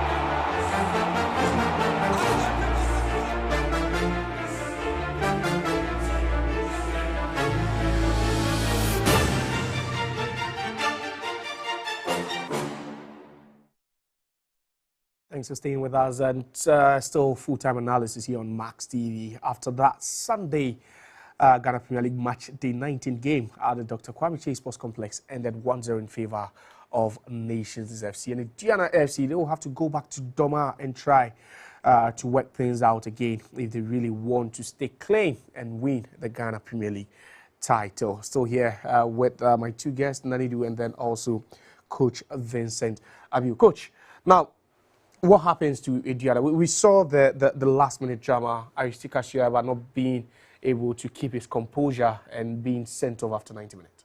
I think it's one thing we should look at. It looked like the coaches, when they are losing the game, all of a sudden they start losing their cool. Exactly. It's human, but we've watched European games. You must manage it because you must manage the players. So the reoccurrence in our league is too much. And I don't think the foul he was calling for, sometimes you could go either side. And why do you think you should go for your side? So if you don't manage it, then you can't manage the players. So I think whatever he did and the card he got, it tells you some of the referees will not allow you to go score-free. And that was a red card. It's going to affect your team. Being on the bench, you have an effect, and you are going off the bench. It's something else. They've not accepted the fact that they are not yet there. Few opportunities happened in the first round, and they look like they were just going to run away with the league. But once you start playing, people find out how you play. So it seems I know how Aduana plays now, and I feel people know how Aduana plays now. Sure. So once they know how you play, it means you are going to find it difficult. So he needs to bring in something else. Find an antidote than blaming the referee. Definitely, there could be further sanctions for Aristide Kashiaba, the head coach of Aduana FC, after he got himself sent off after the full-time whistle. It's now time to listen to the coaches. We cross over to the Dr. Kwame Chase Sports Complex. I have with me the head coach of Nations FC. Coach, first of all, congratulations. I mean, how would you assess the performance of the boys in today's game? Yeah, thank you. I think it was a very good game. Most of the time you can see the physicality of the game, and I think when it gets to that point, they also try to match them. And for me, I think we needed this result. And apart from that, I think we did enough to make sure we win this game. Of course, and that goal that Joseph Ifa scored, I mean, it looks like a proper training ground routine. That turn from Botre to sending the cross. Yeah. And man. Yeah. Normally, Thursdays, Fridays, we do a lot of crosses and then finishing. So for me, I wasn't too surprised of the goal. So, but it was a very good cross. Now you've won this one. How much of a boost is it to you, especially winning your first home game for the second round? Yeah, I think it means a lot. At this second round, we haven't lost a game. We drew with Karela, drew with All Blacks away, and we've won away. So yes, that alone will also help us to move up this second round. Now, you gave Alex Asso some minutes. He played under you at BBN Gold Stars. Yeah. Do you think consistently he would get back to the form in which he used to be in the past? Yeah, you know, he didn't play last season. And in terms of fitness, yes, he lacks it a little bit. But then we are improving on his fitness. Maybe in two weeks' time, I think he will be ready for a proper game. Yeah. Well, let's see what happens. We wish you the very best. The head coach of Nations FC, that is coach. Yes. The head coach of Nations FC, Frimpong Manso, there talking with us, and he is satisfied with the win. And also, he's saying that the performance of the boys was an improved performance as compared to what we actually saw against Suedo All Blacks, where they drew 1-1. It was Joseph Ifa that scored the only goal for Nations FC today, and it's been a good one for them. They carried the 3 points to the next game, and they'll be hoping that they will do more in that one. It's match day 19, and it's concluded here. Chioba Aristika, the head coach of Aduana, has also joined me. Coach, first of all, I could see you were very furious after the final whistle. Why? What is the problem? The problem is, waiting. I have 18 game. Aduana Star have only one penalty. He try play the fair play. But I don't like talking from the referee. If he's talking the referee, the federation will ban you and stop here. But me, I coming here in the Ghana from working very hard, from coming in the game, from play good football. And who is the best, the better insight in the pitch, let win the game. But some decide today, one offside, I have the penalty clear, let's see. If it's penalty, it's okay. I have me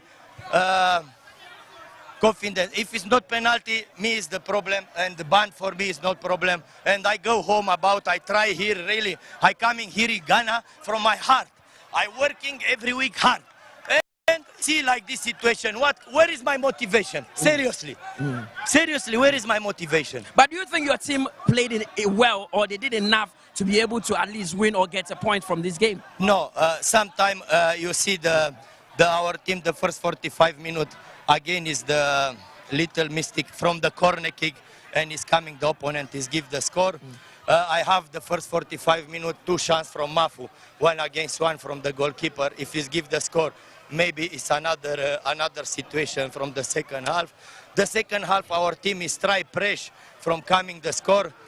It's coming this, I don't know, penalty or not penalty, but if it's penalty and he's give the referee penalty, it's 1-1, maybe the result is another. I am apologize from the supporter about me, I am nervous, but it's not me, it's my heart from my job. I am apologize from the federation. Sometimes the coach is crazy about indeed the result.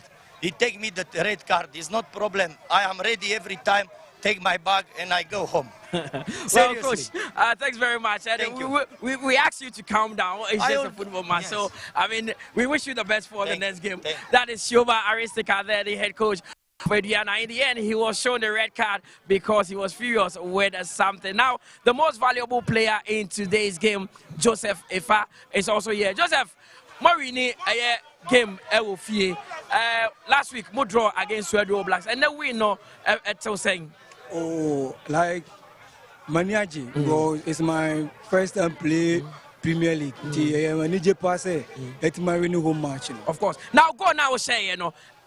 Abra Botre Efa Bon, then I who say I was some quite who echo baby. Now to me Pimsa Bono. Yeah, they are a coach actually if it's training ground, you know. When him say Bono, a good dinner, a seminar may some movement. To me who say on your bonana. Some movement in the bar meeting and me some movement. Once started first round year, what did you say win we are Moniana, a my second round now. Yashasi and move to me winning more games now my colleague. Aye. Sure, pass it. See, I shall say you didn't couldn't there. But to us, I did it. You couldn't be not to us, and we league. Okay, yeah, that's it. Joseph Ifa is the most valuable player in today's game. He plays for. So the assessment of both coaches and then also the man of the match in that game. He won the game for Nations FC, Joseph Ifa, and he believes that winning the game, not even scoring, but then winning the game is really good for his side. But then at a personal level, it's also nice to score. Now, we've heard from both coaches, Shoeba Aristika, he got himself sent off, and he was explaining why he got himself sent off. But then we've listened to the coaches, Nanidu. You know, when you look at some of these coaches, because of the green sheet, most of them fear to speak about things that maybe in the near future it will help our game. Because but it's the truth. Why don't you just say it? They fear the green sheet. No, but the green sheet is not against you speaking. The truth. It's against you speaking what is not the truth, or what when you are when you allege something is on. Or you allege. So how do you determine the truth?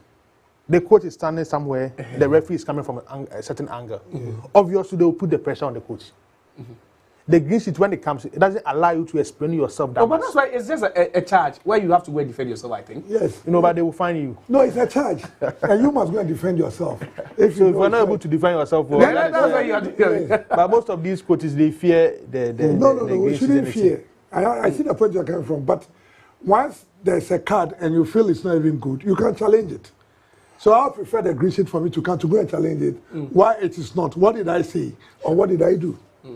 You understand? So it's not preventing them from speaking what is the truth. Okay. But there's some level of sanity must come. When the green sheet came, you notice we got some level of sanity. Yeah. Because that curator will kill some referee. Those final words where we don't want it for the kids to be hearing it. You understand? And don't forget, you know, we are looking for a lot of investors in our league. Yeah, so immediately, you know, a key stakeholder like a coach, a player, football administrator, speaking bad about the products. No, don't speak bad. You must speak what happened. There will be two different things. Okay. So when we speak, you see, I can't remember me. There was this Kotoko coach who said the ball was not a penalty, but I think Kotoko.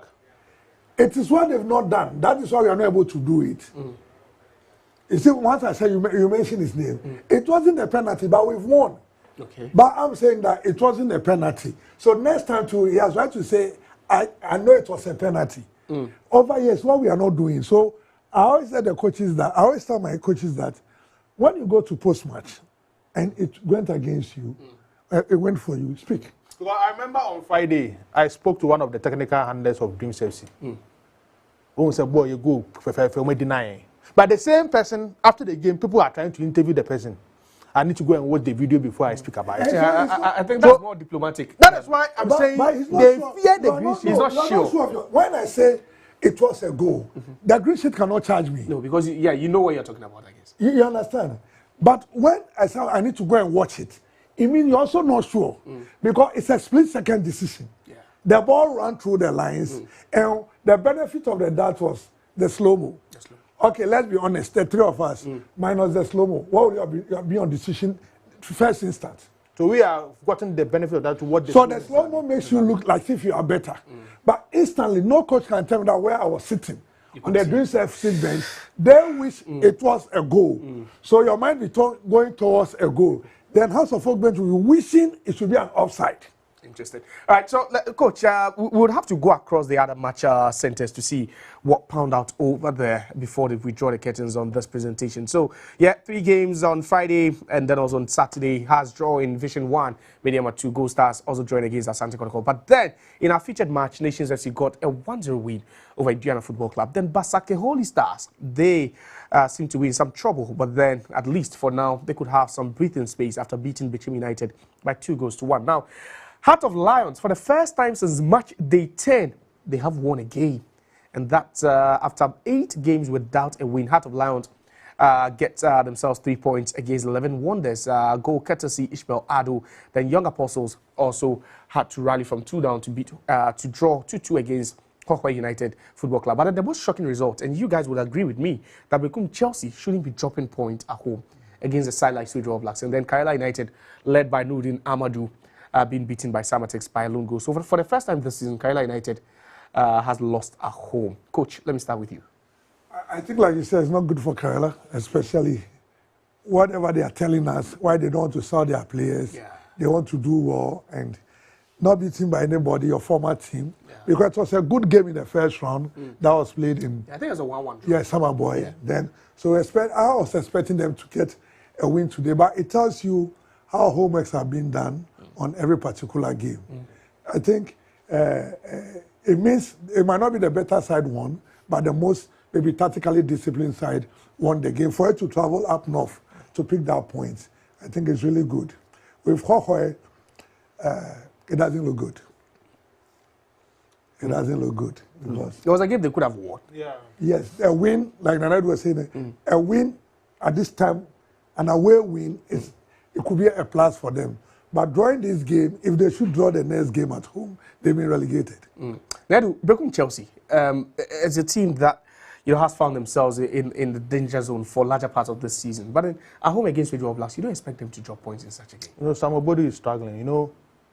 He got a red card in the game against Asante Kotoko. Yeah.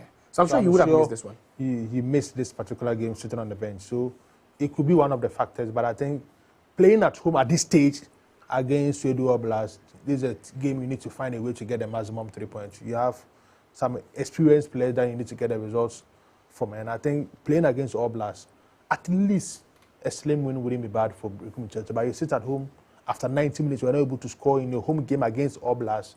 You are entering into a danger zone, and I think Brekum Chelsea, per their experience in the Ghana Premier League, they need to find a way to survive. Interesting. So that's the news from other league centres as well. A big win for Samatex away at Aliu Mahama Stadium. But now, could we just sit here and agree that Medeama Sporting Club are runaway winners of the league, coach? Yeah, I think I started that statement with my submission. That it looked like they've done the runaway thing already. Because next week they are playing a home game. Yeah. And like we are calculating, their home advantage keep on playing. I mean, they are winning next week. So the gap will still be the same. Kotoko is going back. When you look at the teams that they are fighting the Premier League title with, apart from House of Folk that they will come to Accra, the rest of them, they will go to Takwa. Wow. Kotoko will be going to Takwa. Wow. Aduana will be going to Takwa. Go Stars. Go Stars will be going to Takwa. Wow. So the teams that they are fighting the Premier League title with, apart from House of Folk that they will come to Accra, even House of Lions, they will go to Takwa. You understand? Apart from House of Folk that they will have to come to Accra, and that one is the last game of the season. I've already said they will win the league 4 games to go. That's a bold prediction. So Coach, you agree with that? You feel they could win with 4 games to spare? Because last week we were doing some pairing off here, and the pairings have gone to the negative side. So it means it's playing positive for Aduana. You understand? Because right now, Medeama will play an away game. Kotoko will be playing a home game. House of Folk will play an away game. And they are likely to draw again or something. And in fact, all the 4 teams that will be traveling to Takwa, they had a good result against them when they came to their home. Okay. They drew in Kumasi. They drew in Doma. Yeah. They won in Pando. Yeah. They drew in Bebieni. Wow. So it looks like they are halfway gone. They are halfway gone. All right, so let's quickly run through the standings after match at day 19. And gradually, we are inching towards the end of the season. So apologies, it's not match day week 18. It's actually match week 19 because every team has played 19 games. So Medeama Sporting Club, 40 points. And guess what? They are 7 points above the second place team, the Bieni Gold Stars. So there's Aduana, there's Kotoko, there's Heart of Folk, there's Samatex, Heart of Land. So basically, there was no changes at all as far as the table is concerned. It just remained as it is as far as the top 7, top 8, or top half is concerned. So Heart of Folk in there in 5th place. Now to the bottom half where you have Swejo All Blacks. There's Nations. They won today. Basakeoli Stars, Bichim United, and Vision. There's Young Apostles, and then the drop zone also remains the same because both Brekum Chelsea and Hoho United dropped points. They couldn't win. They drew their games respectively. And look at how tight it looks, coach. Look at how tight it looks down there. It looks very, very interesting. So that's it with the table. 11 Wonders are gone, coach. They are gone. They are gone. Oh, they are far They are far gone. They are far gone. They are far gone. Nothing will so save them. will there be a swap again? Legon City's return to Accra and they go back, or what's going to happen? That's not it. That will happen. All right, so too soon we have to join the curtains on yet another thrilling and exciting coverage of the Ghana Premier League. It was the match day 19 game from the Dr. Kwame Chase Sports Complex, where Nations FC were 1-0 victors over title contenders Aduana Football Club. Thanks so much, Coach Abiu, Vincent, and then also Nana Edu for your time. And thanks to everyone who was involved in the production led by Kojo Frimpong. My name is Jose Okukwe. Thanks so much for watching. Don't forget that the coverage continues next week for match week 20. And leave your dial right here on Max TV. Bye for now. find